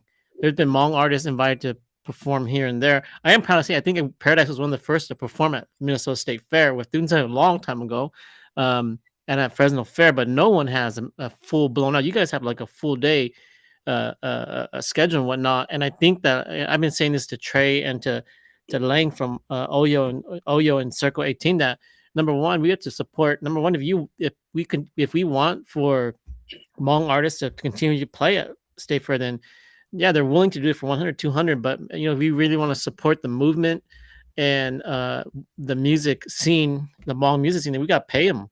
But we got to support these venues too, because I think you guys don't know how lucky you guys to have that venue every single year to have it for you guys. I don't know what kind of how you guys have to move and shake to make that occur, but I think that's a beautiful thing. And whatever I think that is important, that is the value. You were saying earlier that okay, well, why are the tickets so expensive? Because there's a lot of overhead. Hmong people deserve a good show, but we're a small community, meaning that we have to charge a lot more to have a good show. Mhm. And same thing with State Fair. I think that the show could be better if more Hmong businesses put into it. It'll make Mhm. your lives easier. It'll make my musicians more willing to come. Mhm. And so I think it's really important. But how would you describe the Hmong music scene right now? It's in the one thing that I see is that okay, COVID just ended, restrictions just ended, and Hmong people are storming for concerts. Mhm. Where do you see the Hmong music scene going? I mean, I hope the only way is up. I think it's hard to say because like I think it's as much as are these current artists, right? Whoever the artists that are, the established, among artists right now, are they creating music where, like me as like event planner, a promoter, like, hey, do I want to book you again to come and perform, right? Because are you putting out new content? Like, say you're dropping a few singles, music, are you doing collabs? Like, I think it's stuff like that too, and it's hard to say, but like I hope the scene doesn't. I don't think the scene would die out. I think more and more than ever, because these past few years, even from just doing these parties, more people are coming out, and we've been really blessed with like really big crowds, and you know, half the time it's sellout crowds. So I mean, you look at Who and Win's tour with Trade, Yeah, and like majority of it's probably 75-80% sold out already. And so yeah, um, so I think the only way is up. But like I said, I think the only way is, and like I said, anybody and every I want to say any and everybody is doing concerts these days, right? yep, Everybody got money these days, so they yep, can kind of do a concert and just people are doing private concerts, booking 5-6 artists out to do private concerts. Like, damn, like how much they pay you? Like they pay all of us like 2-3 grand. Like, damn, like that is awesome. You know what I mean? So I think more than any other time, from when I recall that, you look on among social media, there's like a concert every weekend. It seems yes, like if it's not in Oklahoma, then it's in NC. If not in the NC, then it's in the Midwest. If not in Midwest, then it's California. So I think like right now, I have never seen a market that has been more friendly to artists. yep, Like if you yep, were gonna make a living as a Hmong artist, it'd be right now. yep, yep, You could yep. make some money, uh, build your build your brand, and Hmm. kind of move from there. But like kind of like going back to what Jami said, to make it in the Hmong music alone, I think it's I don't know how long it would last. I'll be honest with you, because like I think with Paradise, I think we saturated the market probably in 5 years, 6 years. Hmm. Hmm. I think David is a really really unique artist in my opinion, because I agree. he's like 10 years or more in, and he's Hmm. still really relevant. He's still Yeah. growing. Um, Yep. Channing is starting, Hmm. but Channing still has a lot to do. He could still pivot in so many different ways. And Jami is kind of like a front runner because she did music, but now she's pivoting to business. And so it's really, really interesting. What do you think about this question right here? How's the Hmong rock or metal scene? I know not. I know much is not in the Hmong community. Yeah, there's not a lot. I mean, I don't think there's ever been a full support of Hmong rock bands besides, you know, I know Ruthless one kind of makes like a rock yeah, vibe-ish. but they're not even together, you know. So, Yeah. and think about like people start. I think like remember when Dane came, Mm-hmm. the Hands band, and people just started to kind of appreciate that a little bit more, right? Because I Yeah. mean, I was there. I was emceeing for the shows up here, and I was like, oh, people are actually like starting to like this stuff. You know what I mean? So, and I I think love this stuff years and years ago. I loved it since I was a kid. So I mean, I thought that they were hands down, but they were hands down the most unique and progressive Hmong rock band there has been because they didn't play like classic rock. No, they play like progressive rock, mhm, like Dream Theater guitar type stuff and like yeah, intricate yeah, drum lines and stuff that I mhm, never thought we would hear in the Hmong community. Like even stuff like Dang Them All Lu, but they're kind of like and Dang Them All Lu, they're kind of more traditional metal rock, mhm. but Hands, I don't know if they still play together or not, but they were like, whoa, these guys are legit like progressive rock, completely different scene. But it's hard. Like again, it's hard to keep a band together. It is. It's hard, and it's like I said, it's just if you are among rock or metal band, which market, if you're doing shows, are you gonna get those numbers in to come to your shows? So Yeah, then if it's kind of like I don't want to go book like a 300-400 capacity place, I'm good with 150 people, and then you just only do the 100 to 150 people. So you just have to know your venue too, right? You think that you book like a 300, 400 or 500 capacity venue and 100 people come, your place is gonna look empty. Yeah, you're gonna lose money, you're gonna be sad about it, but I mean, but if you don't care, then fuck, you don't care. Like that's yeah, what rock bands are. It's like anything in business and even in music that we do in the way of life. You always got to risk and take your risk and grind, and hopefully it all works and it happens, and down the road. So. So thank you to all the people that are joining us here. Just to let you know, if you haven't caught on yet, I've got an excellent guest here. He's an expert in the Hmong community music scene. I brought him here, and if you guys don't ask him questions, you lose the opportunity. So take this opportunity. I think John's asking a lot of questions. Jack's asking a lot of questions. I brought on Hmongoose. We brought on Petey Rock here to share his knowledge. And if you guys don't ask him, then I don't know. You might have to ask him in person. He might be running around too much to answer your question. But Petey, would you ever create a music program where kids can go learn how to play music like a band or learn how to learn other kinds of music skill sets? Yeah, definitely. Chat used to kind of have music programs, but the pandemic kind of killed it. Mm-hmm. Chat is Center for Hmong Arts and Talents for people that don't know. I used to be a board member there too, so Mm-hmm. they used to do that, and I think that guys like Eddie from Destiny, he has a little studio. He actually teaches. Sean Mochapal is a drummer. He teaches drum lessons that people Mm-hmm. can reach out to. I think that if you create the music program, who pays the teachers? You know what I mean? Yeah. That's always the number one question. Like I Yeah. mean, yeah, because is there going to be enough interest for people to come and learn, right? So if you create it, yeah, I'm a big believer in if you create it, if you build it, it will come, right? Yeah. But who does it? You got to find those people like, well, you're gonna get like It's 2 true. students this week only. Is it even worth their time? You know what I mean? Yeah. So, but yeah, I mean, programs like Chad, they need to kind of go back to programs like what you're talking about, Jack. And I really agree that yes, we need to teach people how to play piano and guitar and drums, and you need all of that. But like I said, but Chad is a nonprofit. There's not, and those programs are all free, but the funding for it from the state, it's really hard to get that type of funding to do that. Mm. Because the Mm. state's like, well, because how the state looks at it. Sorry, I'm talking from the nonprofit side. They're like, well, why do you guys want a program? Why you guys need funding for that when it's not like a traditional instrument, right? It's not a Mhm. band like that, right? It doesn't preserve Yeah. the culture. If you're just teaching people guitar, piano, and whatever it is, they can just do that at the next recording studio down the road, or the next program that already has it. Like they look. That's how they see it. That's how the funding works. So if there's funding for it, I'm always all for it. Do it all day long. all day long. We should have it. Like it should be mandatory for all these junior high school kids and high school kids to go. But it's the funding. It's so hard to get funding for it. But it takes a lot. Like I said, then it takes the community to rally and get funding for it. So at least these instructors and teachers, they get at least they can at least try to make a living or like a good summer job out of it. Because they had that Art Saves Us program where they teach voice and piano and guitar and stuff like that. So it's all free. So interesting. Oh man, we're in trouble again, Petey. Okay. Okay. Okay, Petey, you are one of the hottest promoters in the Midwest right now. I believe you can take Hmong music to the next level there for other audiences. So yeah, Petey,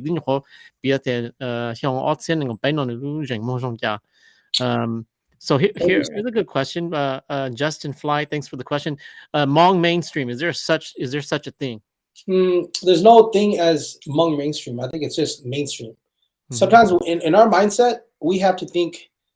We always say Hmong music industry, Hmong music industry. It is the Hmong music industry, right? Like, but because we right, we don't have our own governing body for every little thing that we do. It's hard to start that up, right? So I think it's just mainstream, and then it's just you can consider yourself as just I'm a local artist. That's it, independent local artist. Sometimes if you really want to be, I want to say this is for the woke folks, right? If you really be woke about it, you be like, hey, you don't want to say you're a Hmong rapper. Hey, I'm a rapper. I'm a local rapper from the Twin Cities, But then the stuff you do, yeah, it could be Hmong, it could be English, whatever you do. It's really how you present yourself to people's eyes, right? And I always tell people, it's funny because people have sent me music and stuff. I'm like, dude, I'm not a producer or anything, right? Like, well, I just want to hear your take on it. There's been countless times people send me music, and I'm like, hey, I'll give you an honest opinion, but you got to be ready for a real honest opinion and constructive criticism, But at the end of the day, I think it's not a Hmong mainstream thing. I think it's just mainstream and not right. And me, I'm like mainstream's like you're on the radio, you're doing all that other fun, cool stuff, right? But can we get there? Yes. How? Network, and you got to make hits. You know what I mean? And you gotta, like I said, one door closes. What's the next? And think about the industry in general. So many people pay for features, right? Pay Waka Flocka, pay. I'm talking rappers, They Waka Flocka is a rapper. Pay 2 Chainz. Hey, here's 5 stacks. Here's 10 stacks. I want to pay for a feature. Let's do a song together. Maybe that's a song that breaks you into mainstream, right? You don't know, but those are the mindset that's you have to look at yourself. That's the investment I'm willing to make to just try to break into it or to invest in myself to do that, right? Like conversations I had with David all the time. David, what's next?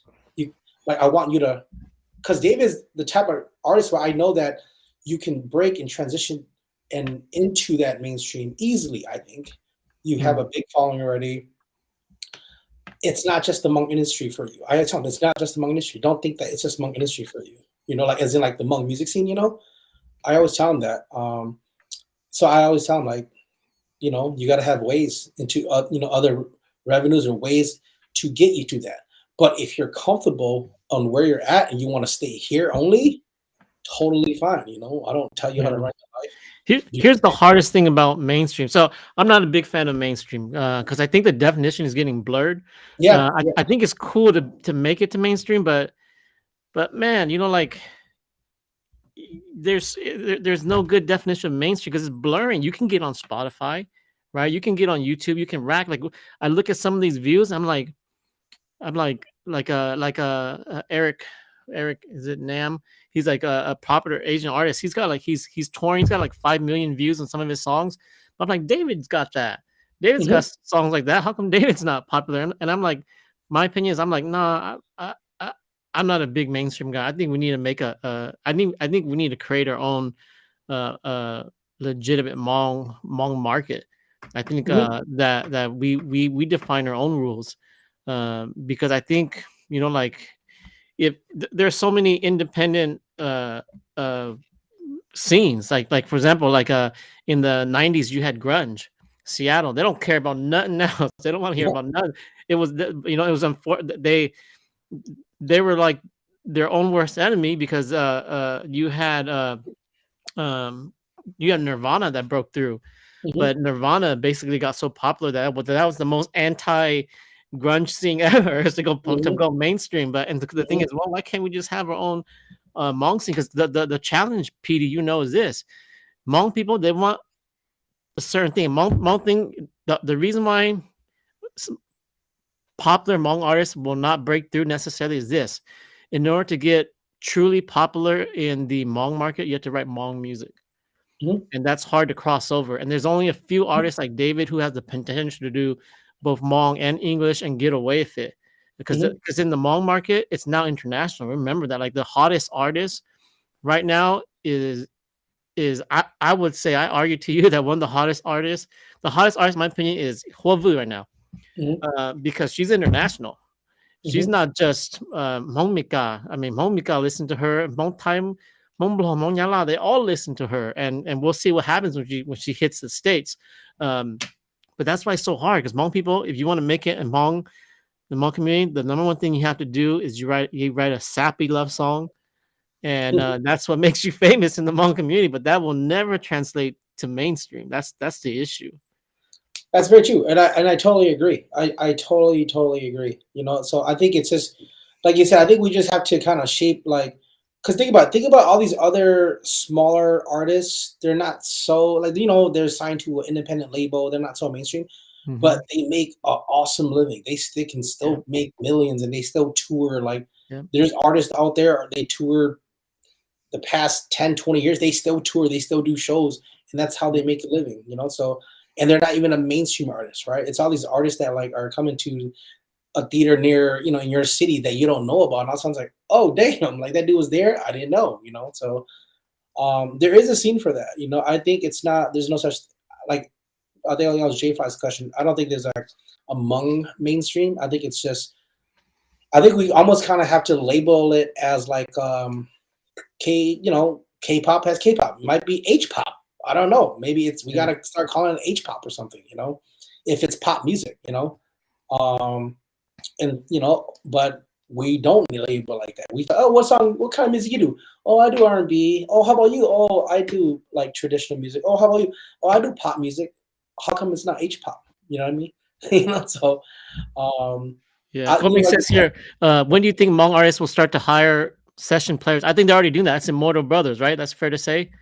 yeah, fair to say. I know that they hired them to fully back Ding Tao. I know that some artists, like my good friends like Kenny and Shun them, I know for sure that, like, because the last time that Dane came here, they played for Dane for shows. They played one for another promoter and then one for me, because I know that I paid the musicians a separate. But because they are my friends, I'm like, hey, what's the booking price? I'm like, hey, what's his price? But I want to book you guys as the band because you guys are backing him. So Mm. practically, it's almost kind of like booking them, hiring them as like Hmong musicians to back him too. So So I think it's happening. Yeah. I want to see So if you have any inside information. So Ty's doing a concert. Ty Sound is doing a concert in NC. yeah, Do you have any clue who's playing for him? I would think Shu, right? Shooting. Okay. That's my I guess. would think, but because when he came up here, shooting kind of helped him out, because Mm. I really wanted to book Ty for a concert up here, but he was traveling and he was still doing a lot of his videos and he was busy. So for the weekend I won, he couldn't, and then he actually was like, oh wait, well if you do stuff up there, who do I contact when I come up there? Because I know he was coming to Unison also, for a fundraiser. And I said, oh well, my main guys for live music is like, Shu, Kenny, Sean, Lord Chang. Like those guys are musical geniuses. Like if you want the best musicians, like, as like those are some of the best musicians I know. that if you need people to back you, that they don't belong to a band, they hang out, they jam and stuff. Yeah. Like those are your guys, and they came and they hooked up and they ended up kind of playing, helping them do sound and stuff. So which Yeah. was So good. when Fong came up and he performed was it Asian Prom? Yeah, it was Asian Prom. Yeah, he played Asian Prom, and then that night after, you guys had a little Yeah. event. He came back. I remember him telling me, "Hey, man, those musicians up there, they're really good." I was like, "Yeah, man, those guys are Yeah, yeah. legit." Like, I think if any of those guys wanted to go mainstream and be a session player or play like a for hire band, I mean, shoot, those guys all day long, it'd be a piece of cake for them. John says, I think the next evolution among artists to evolve their performing set is to have people like Kenny, Sean to chime in and recreate their song into a live set. That's exactly what we're talking about. I think Ty's going to do that. I wonder why Ty's not promoting that yet, but we'll see who comes, who plays for them. Yeah. Yeah, John's saying a lot. He's all day. John and Jack, this can be the John. I should have just had him come on live with us, Petey. John, I think he said you're gonna save your questions for tomorrow, bro. I think no, he said he's gonna save his comments for tomorrow. Oh, his comments. Oh yeah, his questions. Oh no, you can definitely. John is good insight. Me and John is have chatted late at night before. Send me your music. I don't know John personally, but I know that guy knows way more than what people think he knows. He's the perfect word that you said was dark horse. Like he's worked with a lot of people too, and I got a lot of love. I always tell him like, dude, I think in the past I've talked with him, or we'll talk late at night. Like, he'll send me music, like, dude, this is dope. Like, what do you? Because at the time he was like, I might change my name because he went by a few names. Might change my name. Yeah, Swimmin' and John Wonder. People don't know that's John Wonder. John is John Wonder, guys. But and Swimmin' and now 93 East. So I told him, hey, be strategic about how you put your music up, because I think we need to be, So it might be timing, it might be like whether are we doing a music video, are we not? We just have to. He says it right here. That's why I don't go anywhere, P, to keep my value up. Yeah, but you got to perform more. That's all. Perform because put music. I always tell every artist, put music out, perform. Put music out, perform. That's how you can really spread your music to people that have no clue who you are. You know what I mean? So we got Nick Loners here. Sorry guys, I cannot get to all these posts. If you're saying hi, then thank you for commenting. Thank you, Petey, thank you for all you do, Petey. Petey does so much you guys don't even know. Keep up doing your thing, Hmong man. Woo, Hmong, hey, Petey, it's hard being a Hmong man. A lot of the Hmong women get the attention, but Hmong men need to speak up about the challenges. That's the one thing that we have not done yet as Hmong men. I think that has to be like a new topic to talk about, but it needs to be. It needs to be like really like heartfelt, really dive deep and talk. Oh yeah, because Hmong men will shut up about it because we don't want no one to feel sorry for us. But it's a conversation that when the time is right, Petey, it's warranted. Because Hmong men, if Hmong men actually talked about what it's like to be a Hmong man, oh man, woo, yeah, the Hmong women would watch me like, oh, Shashi, definitely right now is a great time to be a Hmong musician. Lots of support from people. I do music part time, and it's able to sustain me a bit through grad school. So, Shashi's he's getting his doctorate in psychology, I think. Yeah. It is good to be among artists. I mean, like I said, the Hmong music scene. There's so much love and support, like people go and, we're okay to, to buy a $50 plus ticket just to go support artists and see artists.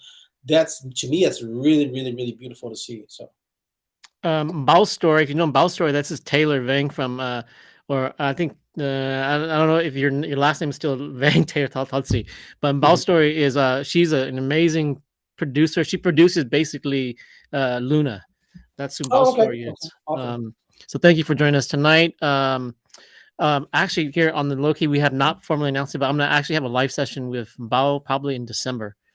So she's going to talk about her music. Her music, I would say, is kind of like a Broadway music almost. Really, really interesting. When are you getting back into singing, Petey?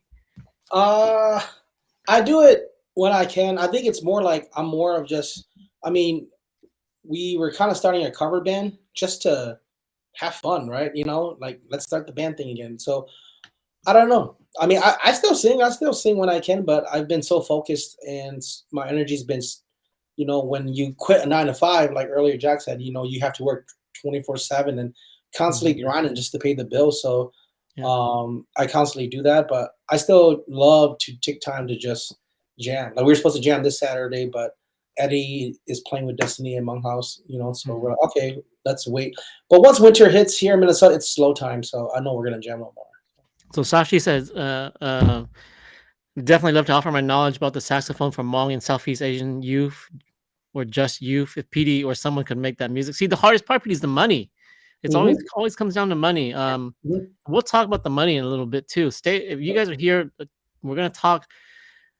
We're gonna talk a lot of interesting things. We're not. This is not it. PD, I'm gonna keep you up tonight. Just to let you know that. I'm up. I'm game. It's only 11 at where you're 11, at, bro. You guys begin. The party's just starting to heat up. Do you both feel that this generation of Hmong parents are more welcoming and supportive of music? PD, so you're married. I'll answer that question for you. You're married. That's on your page. If you guys don't know, then you guys need to follow PD or your beautiful wife. Do you guys have kids? No kids yet. No kids. Are kids coming in the works? Hope so. Working on it. Working on it. So I guess let's answer this way. If you had kids, what would you say to them?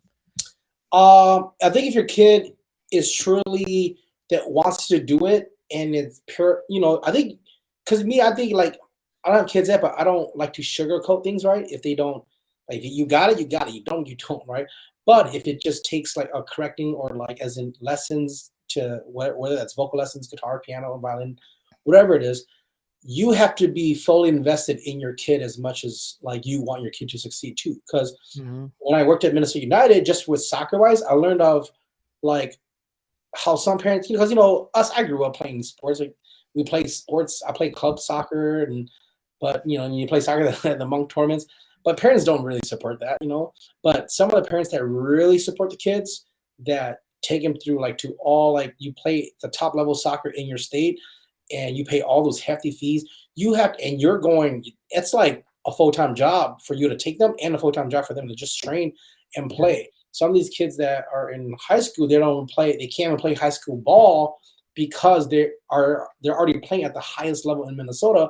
So then it's all these training and stuff. So you have to be fully invested in your kid too. Because I remember I talked to one of his parents has a kid that played in the Minnesota United, the young kids at academy, but he was like a really standout kid, and like they're fully invested in him, as in like they'll take him to practice, take him to all his games.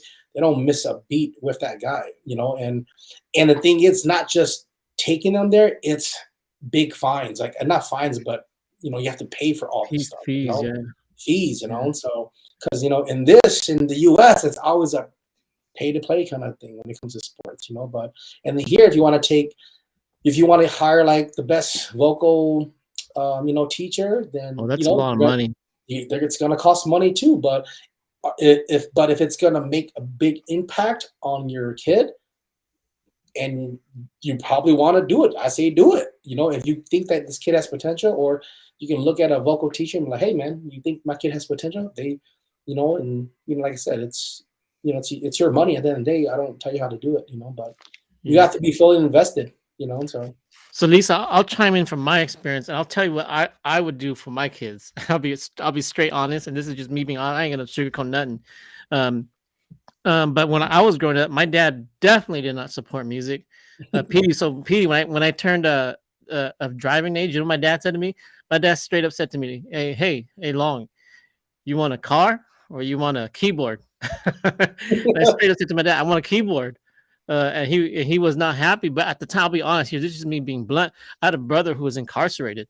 And so he didn't want me to get incarcerated too, because we were, being Hmong, we lived in the poor part of town. He said, and he knew that was going to give me, that kept me busy. And he under his breath, I remember to this day, my dad said, and underneath his breath, he said, I'll never buy this keyboard, because they didn't support it that much. And then all, like when you start playing music, okay, so everyone sucks when you start. Everyone sucks. And so people would say, no, don't play it, don't play no more, dude, you sound awful. But then the things began to change. When I knew it changed, when then my dad said, hey, Long, they want you to come and play at this funeral, or Long, they want you to come and play at this wedding. That's when know, all right, and then to this day, my dad, my dad just he still wants me to get my doctorate. And I'm like, no, I don't want my doctorate. I don't need a doctorate to do no more, Dad. And to Yeah. this day, and he goes, oh, no, and you're like, because I am today, when I go out with Hmongoose, I film concerts, right? And he goes, God, I'm light low. I was like, what? No, Dad, I'm not. I'm just helping the music scene. But I'll be honest, I do agree with Chami. With Mhm. my kids that I support, and my kids love music, but they love to swim too. That's why I kind of resonate with what you're talking about, Minnesota United, in that when you see these kids that really swim good, you find out really quick that it's because their freaking parents sing or swim, and they've been Mhm. teaching their kid. They got a pool in the back. Here I am teaching Mhm. my kids swim. We don't got a pool, uh, Mhm. and that's why they're so much better. But it doesn't mean that you still can't work hard. But at the end of the day, I will tell my kids, hey, if you guys want to do music, um, you can do music. And Mhm. as an insider, I know how to get you guys to the top of the Hmong music scene right away. But I'm not gonna ever let you do it full time because Mhm. it's too hard, PD. I'll be honest. It is. It is. There's value in it, and I know to break through, you have to go all in. Otherwise, Mhm. you will not cross over. Yeah. That's the thing, and like we're talking off the air about Evil Clone, right? Evil Clone, Alex and Elgin. They're the hands down the most prominent Hmong people in the mainstream market. Not in the Hmong market at all, though. But that's the Mhm. only reason why they make it, because they're not in the Hmong market. They're target. They're just going mainstream. And if Mhm. we say Evil Clone and you don't know who that is, then you don't know about that part of the scene. But that's what it takes to make it. You have to almost abandon Hmong people to make it mainstream. And that's Mhm. where I'm with some of these people saying, no, we need to create our own scene, which there is our own. We do have our own scene. But I'll be honest, at least I had to take a lot. My kids, I'll say, yeah, you guys can play Hmong music. If you want to go mainstream, then we'll go all mainstream, but we got to leave the Hmong market behind. Because if you try to do both, you can do it, but it's hard. It's really hard. You're gonna get one or you're gonna lose the other, unless because it comes out even like BTS, they struggled going mainstream because they were Korean. They had to do. If you listen to the backstory of like Dynamite and whatnot, I mean they had to conform. But my Mhm. opinion, BTS didn't need to conform. They had a huge army already. They Mhm. could be in their own world. They're bigger than the mainstream, in my opinion. Like K-pop, they have their Mhm. own little world. They don't need to even waste their. I think they're figuring that out. That man, low mainstream. Well, we're bigger than mainstream in their own right. But anyways, that's just me ranting. Can you make funding work tie in self identity and Hmong language if possible for nonprofits? Can you make funding work tie in self identity and Hmong language if possible for nonprofit? Mm, can you make funding work? Like where? I mean, where's the funding coming from? You know what I mean? Yeah, Like that's really, yeah, I think because with how nonprofits well, how nonprofits work. I mean, if you guys are in nonprofit, is usually if say you get a say here is 20 grand, right? This is for your programs. You have to report back every penny that you spend on what and you spent your money on. So, and you can't use it like for like, hey, I'm gonna use it to throw an event. Like, you can't, like this is for all the, like this money is tied into say 5 instructors or something like that. So it just depends on what the grant rules are. But I think yes, you can tie that in because it depends up to the nonprofit. It depends what they want to do, right? So if they can say they're because they create their own narrative, like, hey, we're gonna do this, whether that's about self identity or like we're gonna do I don't know, we're gonna do about preserving our culture and music too, and traditional and contemporary music, modern music, and if there's funding for that, then yes. But like I think it just depends where the funding is because I don't think that, and then some of these funding, it doesn't come to this to like a chat, that's here in the Twin City. It doesn't come to like the small organizations, and if it's music wise, why would it go to HAP, Hmong American Partnership? They don't have no music programs or mm, nothing. So they probably just give it to another nonprofit of color. So yeah, because we don't have the numbers for that, there's because really funding really helps when you get the people together and go demand that money at the state. That's how you gotta. Then it all ties in with like who you put in office and all that stuff that I don't like to get involved into politics. So Yeah. So here's new. Thanks for joining us. Hey, any plans for a large scale outdoor music festival like Coachella, where everyone comes to one location, bringing artists from all over, creating a huge lineup, 1 to 2 day length, etc. yeah, that's something that I've been wanting that for like probably the past like even like 8, 10 years now. But I know there's HMF. I mean, look, they have Cyber D Fest. They have I know the Cyber. Rise has been trying to do RMF, but it's Mhm. not a full day like that either, though. Yeah, I definitely want to do it. Like, you got to have it where it's a 2 day festival. I think. I definitely want to do that. But think about it. Like, these are for because I kind of like study the market. Like, Hmm. a lot of Hmong people they want to, and they're probably going to try to go to Cyber D Fest, right? Um, and I hope they are. Which is good. But I know that Cyber D Fest probably couldn't even like. I mean, they started to get Hmong artists on board, and because they want everybody. And I was like, why don't they just call it the Asian Fest, right? Like just get all types of the Southeast Asian community there.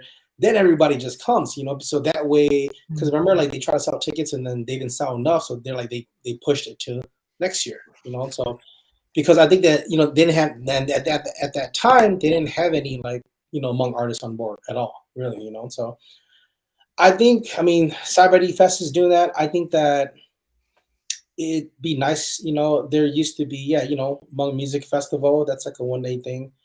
It would be really awesome to do one, but like I said, it takes a lot of money, so it Yeah. takes a lot of money.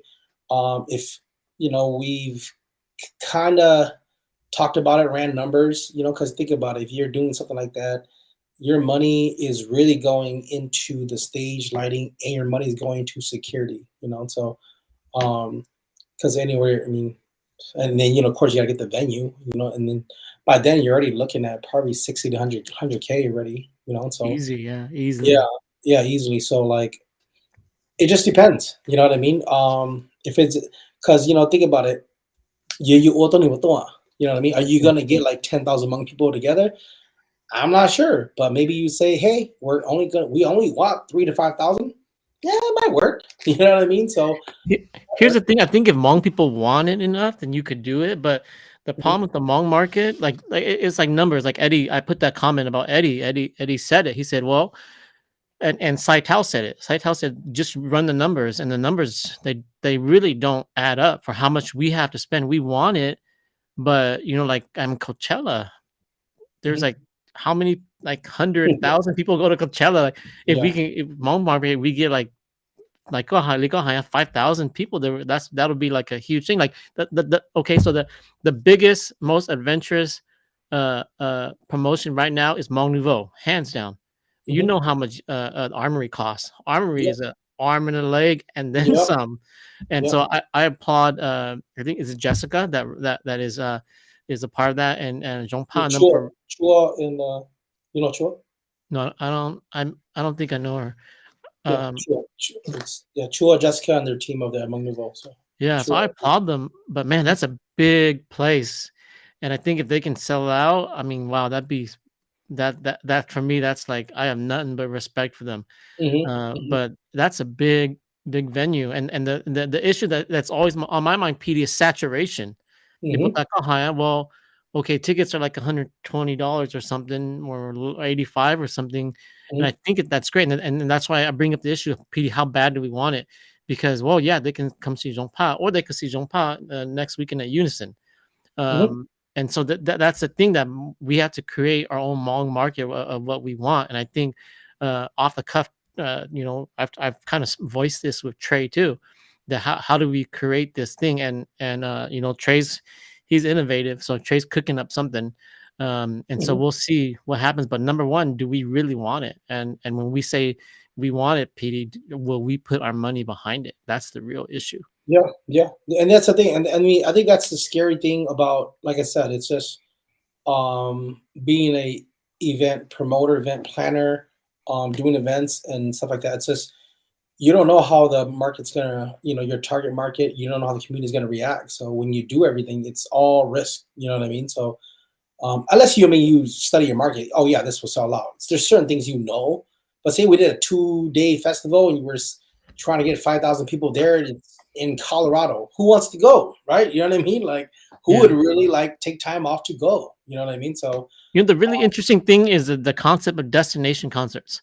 So hmm we saw that this year. We saw number one, we saw the Valentine's Day gala that hmm sold out like nothing. And then we yeah, saw also High Hang, they made their venture that they originally started with Panama City, where all the spring breakers go. hmm But Hmong people weren't ready for that. They were yeah, not going to go yeah, to Florida for that. I'll be yeah, honest, people from the West Coast, we don't know what Panama City is. That's kind of yeah, like an East Coast thing. hmm But still, that's the question: how badly do we want it? And it's we're in a really interesting phase of Hmong music because the promoters are now experimenting. The question: hmm okay, they did well in Vegas. Can it work somewhere else? hmm And in the case of Vegas, yes, because it's Vegas, but yeah, Panama City, not quite yet. yeah, And so, when will we have this big Hmong music festival? Do we keep on saturating the market and then people don't that undermines it, right? That's fair to hmm say. hmm And so the question is, well, what do we really want? Some let's jump to Bao wants to ask you, what's your typical day like? Uh, a lot of meetings, a lot of planning. Downtime is I've learned in the past, I mean, so many years, I know that I have to just kind of have make time for me, Mhm. me, my wife, or like, but me, like, whether like, I'm gaming, I love to game COD, right? So, but it's a lot of meetings, a lot of planning. Um, it's really trying to just think ahead, right? I know what I have going on, the next few months, but it's like, okay, well, what am I doing? Because Right Channel is, when you think about it, it's fairly new. Like I kind of started doing the events right before the pandemic and during the pandemic up here and right after, but we start to build a good movement and a following and a beautiful like fan base to come out to our events and stuff like that. So but typical day is really that. I've learned to just I always want to say I've learned to shut it off sometimes, right? As in like I knew nothing. I am watching a whole series of Netflix, right? Mm. Today. So like, but when you work for yourself, you're never really resting. You're working 24/7. I the countless times during the weekday, I'm on a phone call like, after 11, sometimes 1, 2 in the morning even, so or I'm making a flyer, or I'm already drafting certain things, or contracts. So it's really just hustling, it's a 24/7 nonstop hustling, So I mean, we still do.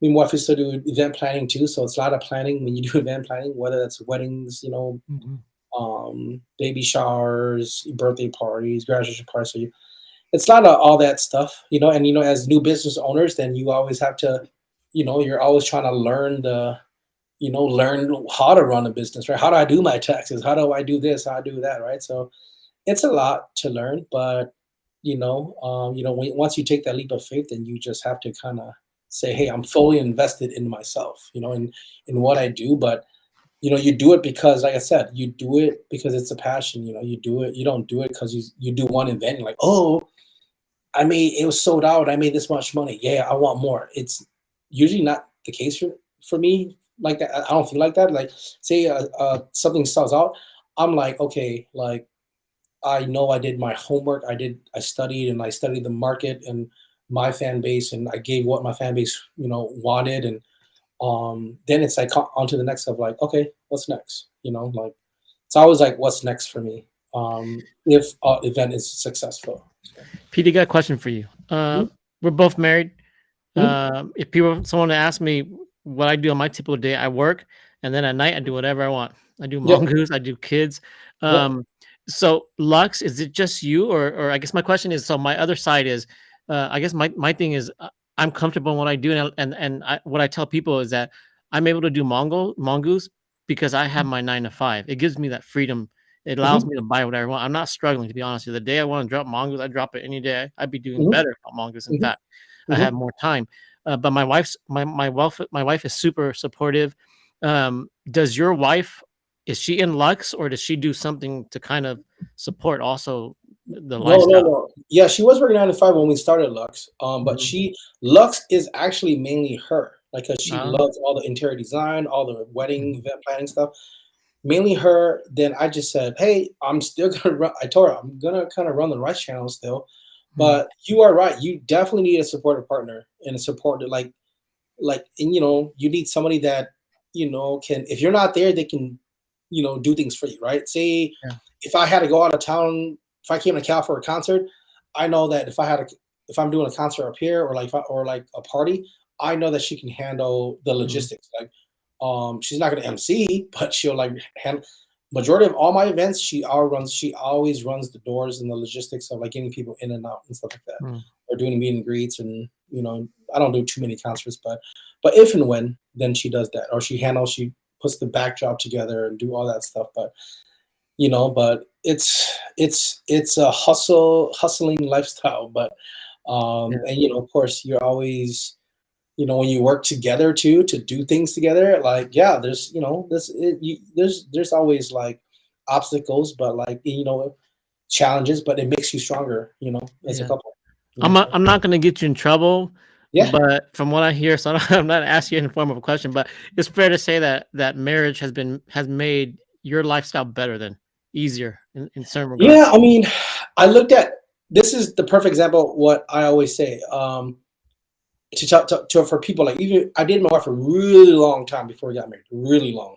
Like, I want to say like 11, 12 years, 13 years before we got married. Mm, But like I looked at marriage as, yeah, it's a commitment, but marriage was like um it's like it wasn't change, like a bad change, right? It's like, where change is, because me, change can be good, cannot be good. I don't like change all the time. People always say change is good. I'm like, hell no, it ain't, But I looked at marriage, I had to let go. And like, what I learned it maybe because I got older, but marriage to me was like, yeah, it was a commitment, but it was like a growth. Like, you can understand, sometimes you don't understand growth, but growth in anything is good. So I had to just to let go and let growth in, and like just let it take me to wherever it would take me, whether that's through, I mean, every relationship is not perfect, but like marriage to me was, I looked at it as like, okay, this is growth. It's and the thing with growth, I'm like, I ain't scared of growth. I want growth, right? So it wasn't like a sudden change. You know what I mean? mm, So, and I think the beautiful thing about that is like when, we got married, like I didn't, not that it's the wrong way to do it, but like, we did it on our terms, like I didn't like, dude, you took her out too long. You have to get married, or oh, she's pregnant. You have to get married, or something like that. It's like I literally like went to go ask her dad, to get married, like you made like a video in on that. I saw that front of. video.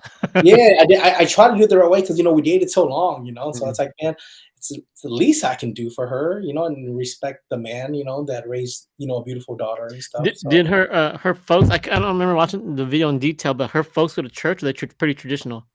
oh, they go to church. They go to church. Okay, so it's a So little easier then. Probably a little easier. uh, easier, but like Still that hard is though. it was the only time I was nervous. That's it. I wasn't nervous asking my I wasn't nervous asking my wife. Like, Yeah. I know, like, guys, we know, like, when we ask, we usually kind of know the answer, right? Yep. I was just nervous asking them, like, give me your blessings, because I thought he was gonna give me a whole lecture, like, well, y'all asses dated so long, what the hell, right? So, but because when I asked him, then I made him go with me to go look at the, like, give me blessings on the ring and stuff like that. Mm, People, the videos out there, yeah. but yeah, Same that was only same nerve. makes this comment here with the population in the Midwest, especially Minnesota. Our music can hit mainstream from there and start from there. Saying I'll answer this. I don't think that mainstream cares about the Hmong music industry at all. I don't think that. I think they're in their whole entire world to make to have someone go to mainstream. I think that like a Hmong group can go to like Asia mainstream or something possibly, but to go into American mainstream, I don't think it works that way. I don't think it'll happen that way. And I'll tell you why. Like I'll tell the example of my brother-in-law. So my brother Fong grew up in France, and in France they get true world music. They get music. If you go to France, you're gonna hear music from South America. You're gonna hear Asian music or Japanese, Korean. For the longest time, American music scene mainstream is still the most narrow-minded thing in the world. Like we only listen predominantly mostly to American English songs. You'll never hear like the hottest Spanish music on the radio. It's all American. We have our own little market. And I don't think they give a care about us. I don't know, Pete, if you agree with that or not. No, I don't think it. I don't think it would say I want to start here in mainstream. I think it can go anywhere. You know what I mean? So say somebody makes. I mean, look at what's his name? The Korean dude that sing Gangnam Style. Yeah, I know you're talking about. Yeah, he Psy. came. That shit took them by storm, right? With the whole world, right? And he came from like, hey, dance funny and make a corny song. Sometimes it could just be a corny ass song, and all of a sudden you're mainstream. You know what I mean? So it can start anywhere. I mean, in the U.S., in the world, like it can just say who makes a crazy ass English hit, and it pops off. It could be anywhere. You know I what I think mean? the only thing that matters in the mainstream market is money. Yeah, That's it it. is. It's just all money. They don't care And about community. It's just money. is it marketable? You know what I mean? People have to understand, like all these big mainstream, I want to say these mainstream big record labels, right? They sign these artists and they invest a lot of money into it. Say the artist makes 10 mil, right? That record label makes way more money than 10 mil, right? But that artist next year, album makes 1 mil. That's why you hear record labels dropping artists all the time, because you weren't up to par, right? Because you're not bankable anymore, so they'll just drop them. You know what I mean? So that's what I think the mindset of, that the general Hmong population, they don't understand. They're like, well, this guy's good, or like, okay, or this girl's good. Well, are they marketable? Are they coachable? Are they bankable? Like majority of these artists, when they come out with music on mainstream, that's not even their music. They have like writers for them and stuff like that. Yeah. All these artists, they still have a bunch of writers for them and a writing team. Like Justin Bieber, you look at it. If you look at his songs, he had like 15 writers. Yeah, they have one guy just doing guitar, one guy doing just the drum, one guy tearing up his lyrics. Yeah, they get songs thrown at them all the time, man, all the time. Yeah. Let's see here. I gotta skip some of these. I'm gonna go through. I'm not sure what this means here. If you want to address that, Petey. See, mention radio. What do you provide? I don't know. I don't know what that means. Well, I'll skip that. Okay.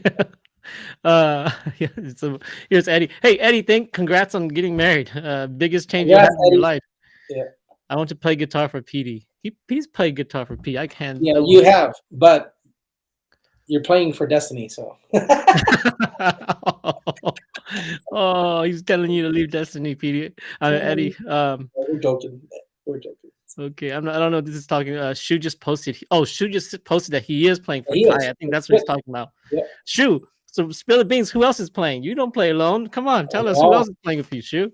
I know, but they are traveling to North Carolina, so I wonder if it might be like, some from here. Maybe Ty has some guys already from bringing from Cal, or if they have some.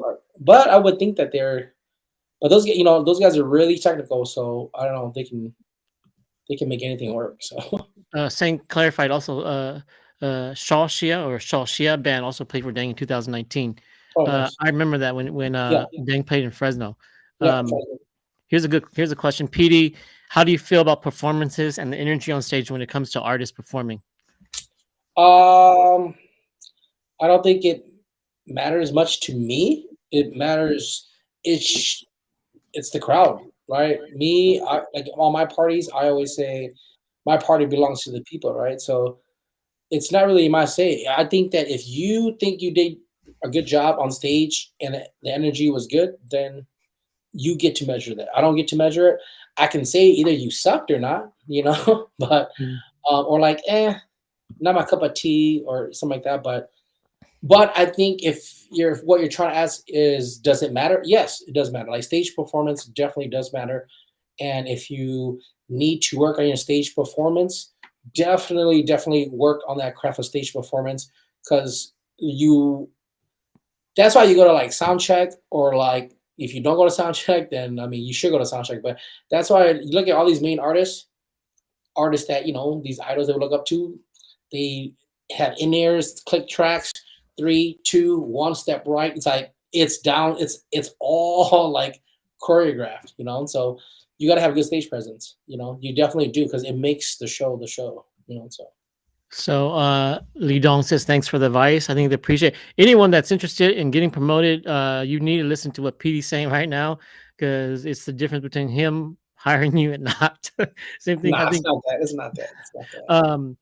Pele says Petey Rock is also is an awesome performer as well from experience. Need him back. Pete, are you ever going to perform again? I'm always, dude. I'm always down to perform. People always say, "Why don't you perform?" Like I like the band thing. And I don't have a lot. I barely have any originals, right? So I do a lot of covers. I'm always up for performing. If people want me to come and sing covers at their place, I'm like, yeah, I'll come sing covers at your concert or your. But I don't have originals, so why would you even need me? Like me, I'm like, pick an artist that has, do it where it's due diligence. Like hire that guy. You don't Who need to wrote hire. the song in 1985? So that one, Shu produced that, right? Shu and Yep. Kenny, those guys. I think mainly Shu, but I recorded that. Shu produced that, the whole track, and helped me. Mainly wrote most of the lyrics. Helped me write the lyrics, at his loft when he first moved here. So we wrote that because because I'm in that movie 1985. I know King and them. I'm like Shu, who's working? Are you having people create tracks for this? He goes, yeah, I'm producing some music. I'm like, okay, well, if you don't find enough people, I'll do a song. He goes, he didn't find enough people, and I was like, all right, cool, I'll do a song with you. And then that's why the music video is meant to look kind of corny, really 1985, really retro. It was all on purpose. So of course. Nice. Sure Kung sure says we need more drummers and bass players. Okay, here's the thing. You're in a band, I don't care how good your guitarist is, your pianist is. If you don't have a good drummer, you don't have a good bass player, your song sucks. I agree. They carry the music, they carry the song, but they never get credit. Yeah, no, I agree. I always say, especially bass players, because I know there's quite a few hands of drummers, but more than bass players are like gold, like diamonds right now. They're like so hard to find bass players. People that actually enjoy playing the bass. Yeah, there's people. So I mean, people. The misconception is, oh yeah, if you could play guitar, you could probably play bass. Nope, you can't play bass good though, because it's a whole different world on bass. It is. And so yeah, I agree. Sure, people don't even know how. Yeah, I love bass players and drummers. They are the gold. I always say they are the gold that you can't never find. Yep, sure knows. Just listen to a drummer's hi-hat and his snare, you know how good he is already. And what we used to do is we used to make people play slow songs because you can hide behind a fast song, but you can never hide behind a slow song. Exactly. Petey, you want kids? Man, Eddie, quit playing. Okay, so Trey's got a crazy question for you here. Trey's putting you on the spot. See, Trey's lucky he gets to hide behind the back and not ask questions, not answer questions, but Trey will ask him all day long. So he says, Petey, how do you evaluate an artist's performance fee? I don't. Artists, they should know their own performance fee. If they want to negotiate, or they usually if I'm going to pay artists, I usually know my budget, and then I'll pay out. Like if I can't afford somebody, like, oh, I can't afford you, but if you want, this is what I have. But if it's not the right amount, then hey, it's okay, But artists should have their own performance fee, and then we just practically book them, right? So if that's what he means. Trey, how are you going to ask that question to Petey and not answer it yourself, bro? You need to be up here answering your own question. Yeah. But me, like how I evaluate, I don't know if I ask, like, hey, what are your rates? I ask people, like, what are your rates? Then I just say, okay. Then I kind of have a ballpark of, say, like somebody's $2,000 and $5,000, or even $500 or $200, right? Then I know, say somebody's, I want a headliner. I'm gonna say for this show, I'm not gonna spend no more than $5,000 on a headliner. Okay. Then I know I'm not gonna spend, like, for smaller acts. I'm not gonna spend a lot, right? So not gonna spend like $3 grand on every person. You know what I mean? If they're smaller acts and not established artists, right? Yeah. Because if I'm have a big main headliner already, I don't need these smaller acts to support them. You know, I mean these like established artists to support this big act. You know, So but so my takeaway from your answer is number one, the overall game plan of the concert, and then depending on how much you want to spend, more or less. mhm, mhm. Make sure when you see Trey, you ask him this question. Yeah, yeah. I know Ask him- Trey will talk to me. Trey will.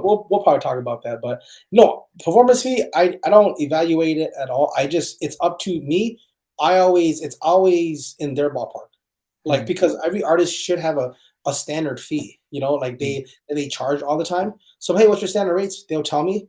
You know, or they'll be like, oh man. But the thing is, the beautiful thing about it is like working with all these artists for so long. Then you know, I don't know, like it's tough because sometimes when you work these artists so long, just to me, guys, I don't know, mm, probably to Trey and when you know the people in the industry, then you kind of know who's people, what their range is, mm. and then then there sometimes some artists are like, hey man, you always help me out. I'm gonna help you out. It's always like that, you know. That's Yeah. why it's good to network, even if you're an artist. You know what I mean? And don't think you're always be humble. Don't have a chip on your shoulder all the time. You know. So I mean, have that chip on your shoulder, but don't have that. I'm too good for everybody. You know what I mean? Um. Now just got me curious. How long have you been promoting now?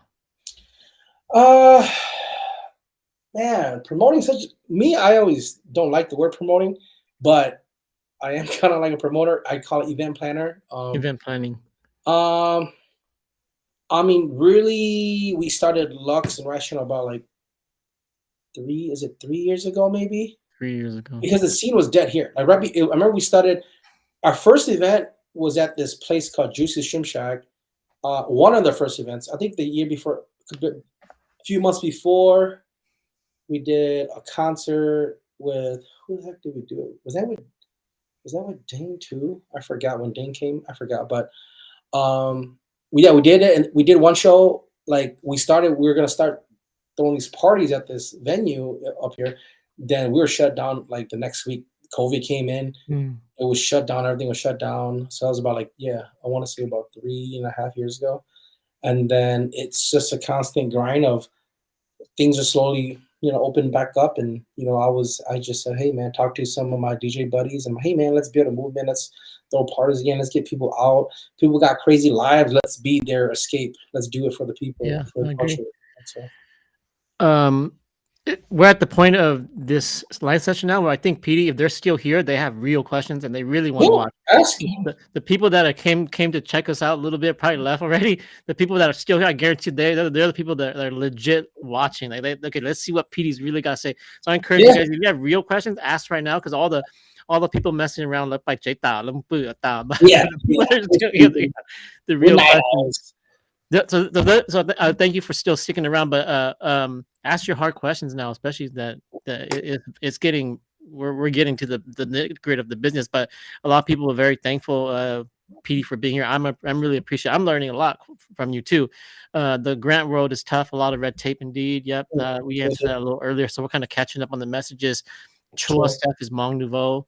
I haven't met her for some reason. Maybe I have. I don't know. It's nice to have a spouse that supports your vision. Yep, your life will be miserable, right, Petey, if your spouse does not Yes. support.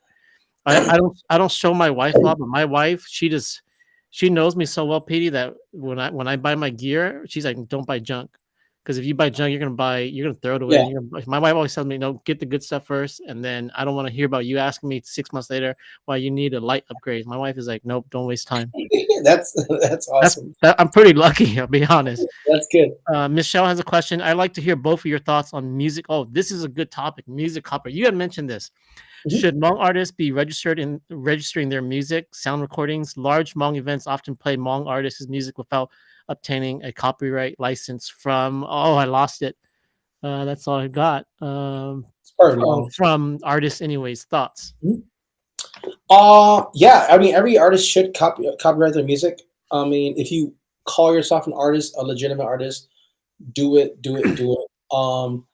And if you like, but the thing about this is, if they play your song at a large Hmong event, um, I mean, it's nice, right? It's free marketing. You have to know where that line is at. Where if you don't want them to play it or use it, you got to be really firm and tell them, hey, hell no, don't play my shit, right?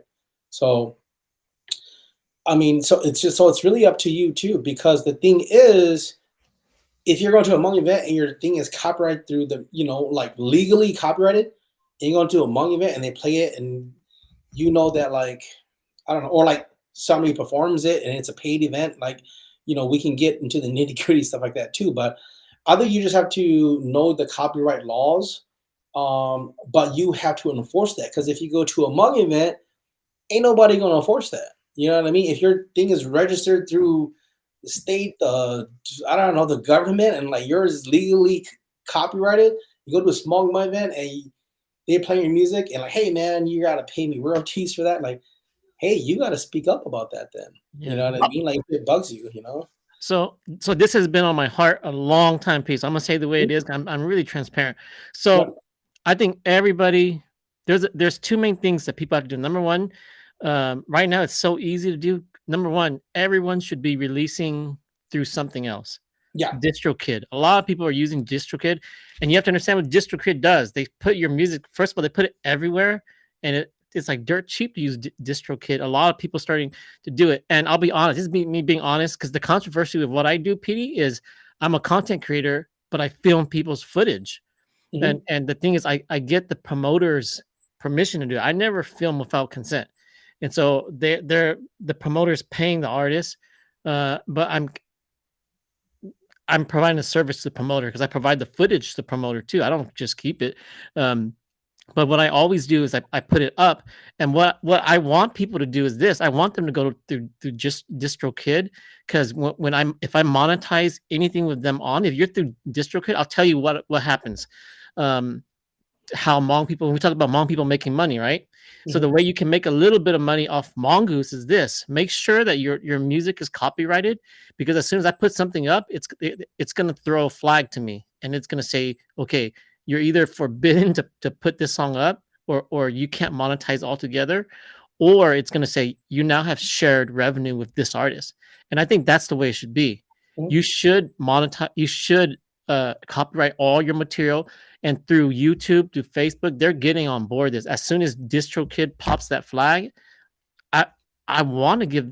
That's how we sustain the business, Petey, as from the videographer point of view, because the videographer has to put in a certain amount of energy to record the artist, but it shouldn't be like, it's not fair that the videographer gets to monetize all of it. It should be shared. And where it breaks down is when the artist wants it all completely, or the videographer wants it all. I think that in to be fair, it should be both, because the videographer takes, it's an art. If music is hard, PD, videography is even harder. And I think that's where we can grow as a community, where we can share that revenue, because I think the artist has the option to say, no one gets to touch any of my music, because that happens to some of the artists. They'll just say, nope, you can't put any of my music up. Everything that you put up, everything must come from my site. But you significantly diminish your outreach when you do that, and it doesn't create a business of growth, because the Hmong community is so small. And there's also that other copyright. I can't put the name on it, but there's that copyright where if anyone puts your music anywhere, somehow that copyright business pays you money. That part of the copyright, but I know it's there. If someone puts your music somewhere, they automatically get a couple pennies, but those pennies add up. And that's where I see where Hmong people are not. I encourage every single artist, do not release anything without going through like DistroKid or CD Baby. All these copyright companies, they work with YouTube and Facebook. It'll flag right away. I'll tell you, as a content creator, that's the way it should be. I'm more than happy to share monetization, and that's the way it should be. That way, that's the way the artists will be happy to create music, and content creators are happy to continue to make content. But that's just the way I see it. No, I agree. I think it's just kind of like what you said. It's just everybody wins. Like, if everybody in the industry, like, digital media content creators to musicians to filmmakers to like everybody in this industry, if we all learn the copyright and royalty laws and stuff like that, everybody wins. You know what I mean? So it's not like but sometimes people are so shady. It's like, dude, my song's in this movie. Like, what? You know what I mean? It's like, oh yeah, need to get permission. You know, it's like, oh yeah, I know. I told them take it out. You know, or dude, they keep putting my song in this intro of something. You know, it's like, dude, but like I think people just learn. You know, like I said, maybe we have to. You know, you have to use those sites to put your music through that. But if everybody learns the copyright laws, that you know, all those little pennies they add up. You know, think about all these. Like I said, we're talking about mainstream. All these artists that don't even perform, they get their song Money used in for movies years. and stuff. They get paid so much money, dude. You Yeah, know, it's like, that's the truth. The other issue that Michelle says here is that, well, what do you think about people among artists music being playing at big issues? Number one, that's the issue that we keep talking about, the issue of Hmong music industry. The industry is too small because mhm, at the end of the day, Petey, you're only as strong as your willingness to sue.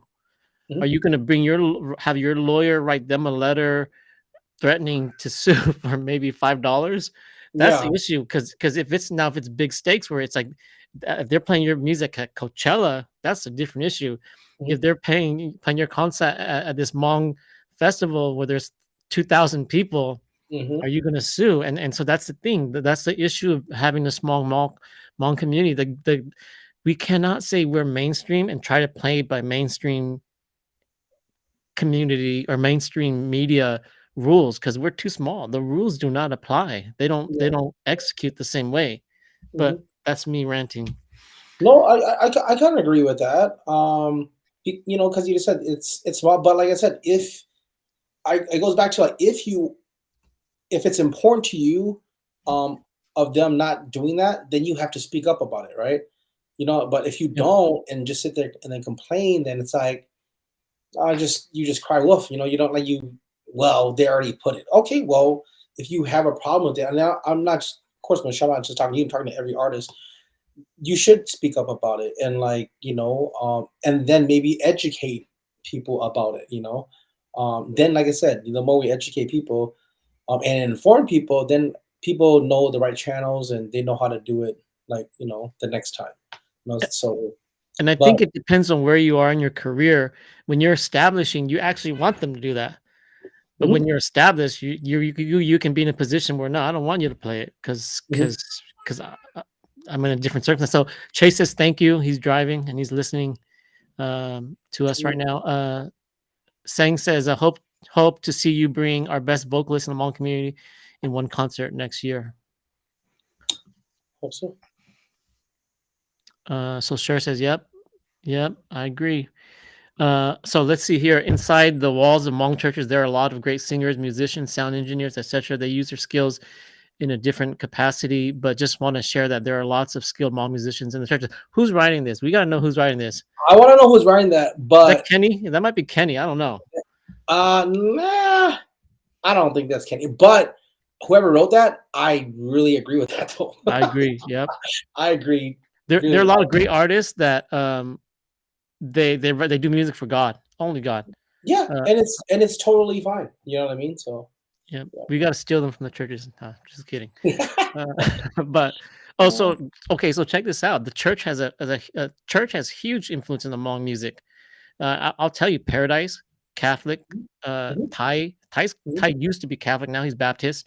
mhm, White Shadows, they're Christian. mhm, Who else is there? Like Christine Hyung, she's Christian. And it's not mhm. that they're any different. It's just that they get a whole lot more practice on Sundays. That's the Yeah, thing. yeah. I know. I grew up in the church singing. Channing's dad is a pastor. Channing grew up in the church singing. That's right. It's Yeah. like, yeah. So Someone thinks my wife is so sweet. My wife is actually really sweet. But my wife will straight up kill people too. Don't think my wife is sweet. She's a killer, by the way. What has been the wildest event you've done, PD? oh man, some events are more wild than others, but wild. I don't know. One that comes to mind. There's been a few wild because every event is different. But when we did Asian prom this past year with Dita in May, and we did it on a boat, on a yacht, not a boat, Mm, yacht. But they didn't. One of the bathrooms wasn't working, so it's 4 levels. The bathroom mm, number one didn't work, so only 3 bathrooms work. But all those 3 bathrooms, they're all unisex, right? So it's like the lines mm. were long. I think the captain there was really drunk dude. We had to turn back. Like we just like took off. We had to turn back. The captain said, if the cops have to come or if I have to dock in early. So they went from like 7 to 11 and it was only 7:30. He's like, if I have to go back, we're gonna call it a night. I was like, damn, let's just take his ass back. He was drunk, you know. So because he was drunk. One drunk person? Hmong, drunk person, yeah. He was really drunk, like because before we took off, but you know, Monkey, you know, his people with him like, sorry, like he's okay, trust me, I can calm him down. I'm like, all right, I'm gonna trust you. Because me, I'm always gonna trust like the client, right? You know? But then like 30 minutes later we had to take him back and the cops like was waiting at the dock to check him. The bathrooms lines were really long. People were like pissing off the yacht. What's what the captain told me. I found like a pair of like heels in the trash can in one of the bathrooms. It's so funny. I took a picture. But I mean that wild as in so many things like didn't go right too, you know, and you know, he had to go back and dock and then take off again. But it was nice that because by the time we went out and came back to dock to get that off, they restocked on so much like Hennessy and Jameson. That was a good thing for them. Like, yeah, it was good that we went back because by the first 40 minutes, everybody drank everything already, you know. So they didn't know about Hmong people drinking, huh? I know. I told them, I said, stock on Jameson, stock on Henny, stock up on Goose, you know. So yeah, but there's a lot of more other wild parts out there. So Lee saying thank you. I'm glad. Yeah, I'm glad we talked about that. Copyright issue is super important that Hmong people don't know about. Paradise is copyrighted, and you can't put it on Facebook or it will be marked. Well, I'm not in Paradise anymore, so I can't speak to that. I'm forbidden to speak. I'm not in that circle no more. But you know what's funny? Okay, so check this out, Petey. This happened. I've never put it out there, but I'll tell you. So there was this one guy. Here's a danger of copyright too, because Paradise wrote a bunch of songs, and there's this one guy. And we sent out our tracks, right? Here's the danger of DistroKid and CD Baby. I'll tell you. So there's this one crazy guy in something like one of those island nations, and so he takes a Paradise song, the track, he sings on top of it, and guess what he does? He submits it to CD Baby, so it's now his song. So the artists have to be aware that if you put your tracks out, you don't copyright it. Someone else copyrights it. It's now their song until you prove it otherwise. And you have to submit to YouTube, and you have to. So what was happening is, when I was making Paradise videos, and I was using Paradise songs, I was like, "Why the hell is my own song getting flagged by this guy over here?" And so I contested one and got one, but I contested another one, and they said, "No, this is not your song. This is his song." And then they once they threatened to close my YouTube account, I was like, I ain't finding this. I'm not in Paradise. I'm in Hmongoose. But that's one thing to know too, that your copyright protects your music. And if someone copyrights it before you did, even if it's not yours, now you have an uphill battle. That is very true. I know that's happened not just to you guys, but I know it's happened to a few other artists. I mean, even like other artists, not even Hmong, you know, like somebody takes it, the copyright away, like, dude, that's my track, and they can never get it back just because they didn't copyright it. You know what I mean? So you can win it back, but now you got to pay to win it back. Yeah, I mean, you got to jump through so many loopholes to prove that no, this is my song. You know, so. So sure, start. A lot of people started in the church, not everyone. I still want to know who that other guy is, who this person is. I'm curious now. Which one? This one right here. Whoever said this. I don't know. Just type your name and say you wrote it. Facebook blocks it out. We'll find out, but Facebook blocks it out. Timon says, "Hey." Sang says, "How was your experience with Chai Max seeing our community?" There you go. It was cool. I was so sad that cause he got back. So this is a story if you don't know. So he recorded. He was with me the first 2 days or so. 2 days, and then he went to the Korean community. So when it was all his videographer's fault. So his videographer, his mic was like messed up. So all the parts that he shot when he was with me in the Hmong community, like the audio didn't pick up good. So the audio, it wasn't. I don't think he had like a directional mic on, so it picked up like everything. It was practically just like holding your phone and shooting, you know. So it was really bad. He didn't want to use it. He tried to he sent it to his editors to try to see if they can fix it, but they couldn't do it. That's why he only put out the Korean part. He didn't. He never. That's why once in a while, me trying to back, we still text each other. He's like, "Dang, P, I still feel bad. I need to come out there." But the experience with him, he was really cool. Like how you see him on YouTube, he's like that, exactly like that in person. So he has. I told him because I remember I told him too. I said, "Dude, like Hmong people, they love to drink, and sometimes if you don't take their drink, like they think it as a sign of disrespect. But we got you. It's cool. But I'm like, a lot of people are more lenient now. It wasn't as crazy as it was used to be years ago, you know. Mm. And he goes, "Oh, for real?" So he drank a lot with us, and he's not a drinker, so he was tipsy. Like every time he hung out with me, he was tipsy. He's like, "Hey, Pete!" Like he was performing. He's like, "Yay, Pete!" And then that's why he explained the story on stage. Like, man, I've been drunk since I got off the plane. Man, Petey Rock said if I don't drink with y'all, it's a sign of disrespect. So fuck, I've been drinking everything with y'all, you know. And he was too, you know. He'll drink with fans and take pictures, and like he was really drinking. But it was overall a good experience. I think we hope to.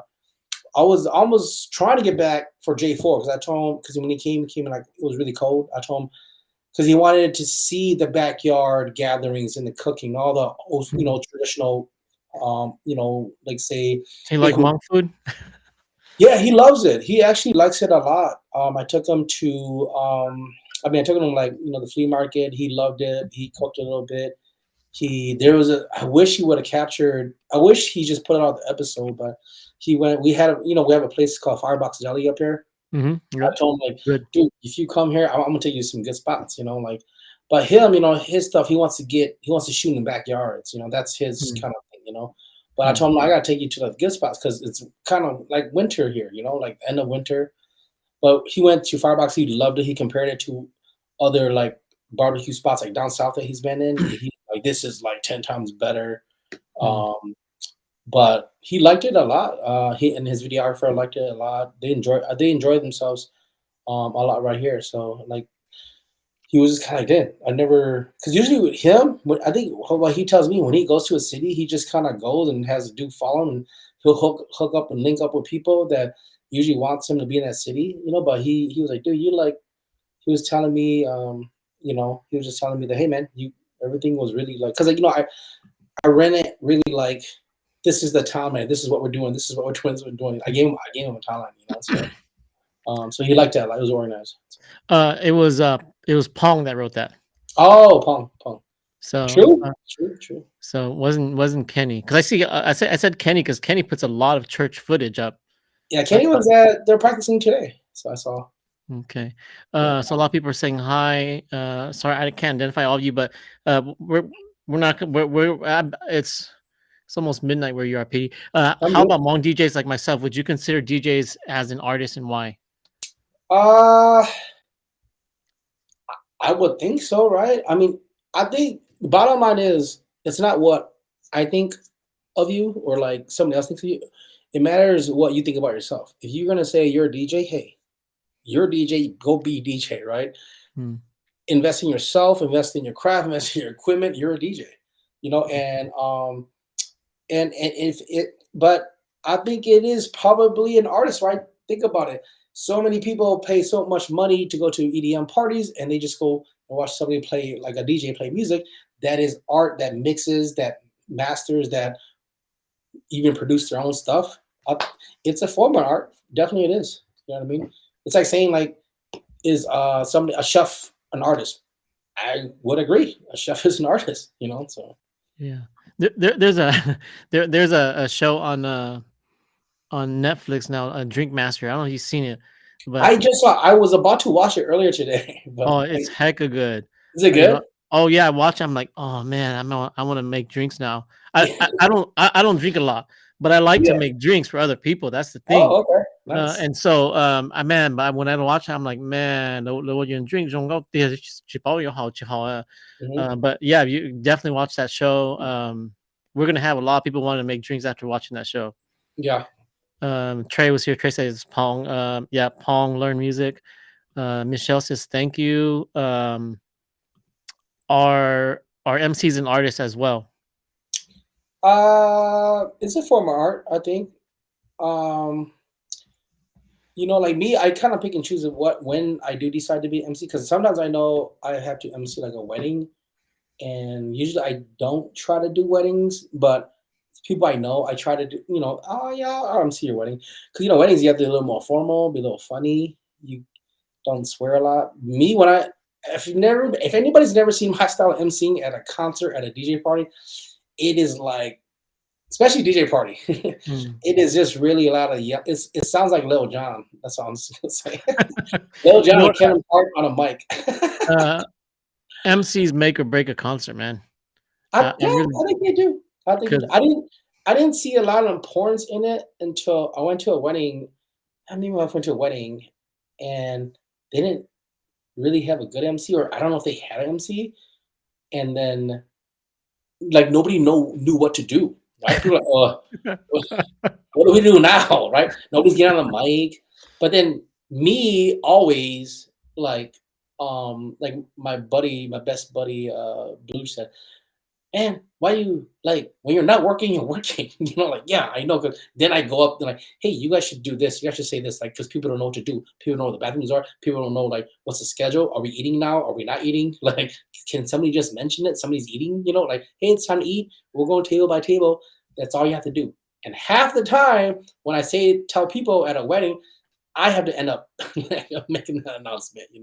But it's okay. It's just to inform people, because in a formal setting like that, people kind of just need a little guidance, right? Like, okay, what do we do now, right? So, yeah. and it's good to have. It's good to have, though. I would definitely say MCs and art, because so one of the first MCs I saw that I thought really, really changed the show was Chirpeak.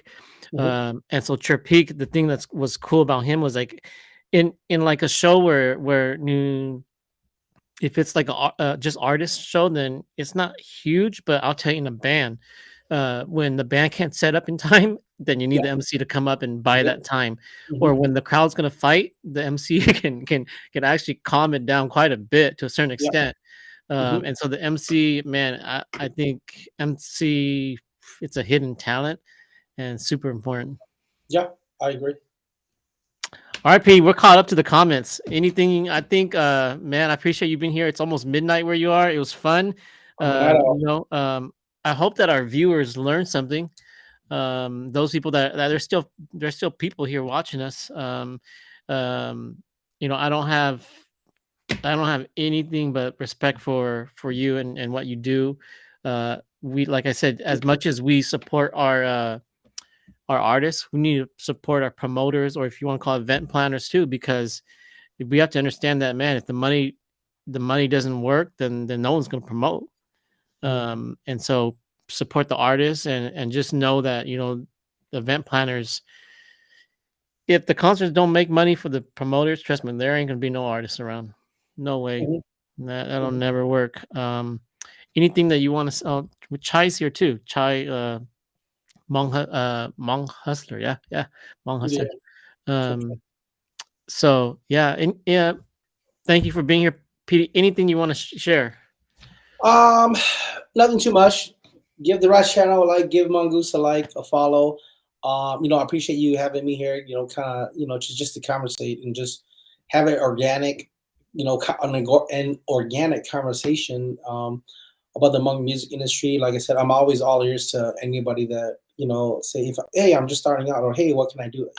I'm always here to like push the next person forward. I think once winter really kind of sets in up here, yeah, I'm gonna definitely. We're doing more podcasting too, to release podcasts out, but I'm all ears to help and shave and push the next, kind of push the next person forward. It's like give them a platform, give them a voice. But because sometimes not everybody gets that platform to make it to the next level, or take it up a notch. But I think my only thing is to artists out there, like young artists, I Mhm. say, just keep grinding and grinding and grinding, and like always preached and I said before, you're your own CEO, so Yep. you have to know your own marketing, you have to know your promotions, and you can't rely on a team to do that for you, because even if say you get signed to a label, the label said you don't want to promote yourself. Where's your numbers? They're gonna these places always want numbers, right? So Do you have a following? People are gonna come out when they, if I'm first Ave and I'm booking you, you want to perform here, are you gonna bring like at least 50 to 100 people at least? You know what I mean? How do I know that's for sure, or not? So my thing is with these young artists, don't think that you make a hot song and then you're gonna be hot shit for like the next year or two. You know what I mean? So always grind and always have a backup plan. Always kind of think ahead of yourself. Of like I said, you have to really fully invest in your art and your craft, and to just you have to take those free gigs to get the other gigs. You know what I mean? That like I always say that it's just part of the industry and part of the grind. It's like if you come to, I mean, in any event planner or promoter, if you think you're hot shit and you don't want to do it for like free or like for like that type of pay, I guarantee you're not going to get booked through them. You know what I mean? Ever again. So Yeah. you have to. It's kind of like picking your battles, right? You got to pick and choose your battles, but know that you're always investing in yourself, and putting your music out there. Because, like I said, I think what we're missing from, I want to say, the younger generation that's kind of up and coming, or these aspiring artists, is that grind, that dirt, that grind that nobody wants to do, and whether that takes a year, 3 years, 5 years, like nobody wants to do that. You know what I mean? So, and then, like I said, maybe that's why it doesn't have to be Hmong, but I think it's because, in the Hmong music industry, she's more like a real Hmong record label name, right? Or no Mhm. Hmong talent agency. So if you're not getting signed or putting yourself out there like that, then go get signed to like a third party, talent agency, record label, independent, somewhere in your city. And you have to kind of prove yourself like why you belong there. So Yeah. then that way you have representation. You don't have to worry so much about copyright stuff, or like worry so much about am I going to get gigs, because their job is to help you succeed. So You know, that's you bring up an interesting point because I think what makes Kalia Universe really unique is she has a manager, or mhm, she has that person whose only job, that the Caucasian guy, my understanding, his only job is to really find her gigs. mhm, And that's something that I don't see in the Hmong community quite yet. But where it's tricky too is PD is because, well, do we need a Hmong record label, or do we need promoters? If promoters are actively seeking artists, that's why I say it's an artist market where promoters are dying for. They're like, even like if you have a right now, it seems like even if you have one good song, promoters are finding you to put you on a poster somewhere, whether mhm, it's good or bad. That's up to, that's another issue. But it's all an issue of money. Is Hmong music big enough to warrant that, especially right now where promoters are just, man, the concerts all the time. Like, well, do we need a promoter, or do we need a manager when the stinking promoters are finding you like out of nowhere?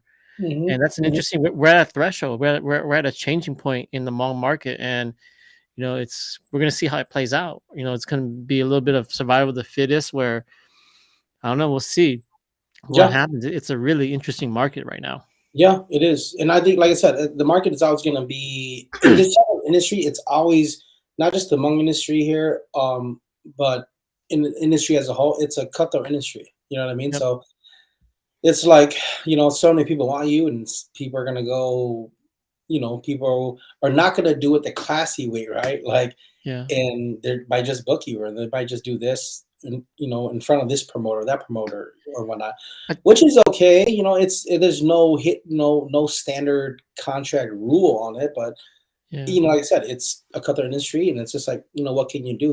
Like I And always. as an event planner, I'll be honest, Mhm. not all promotion is the same.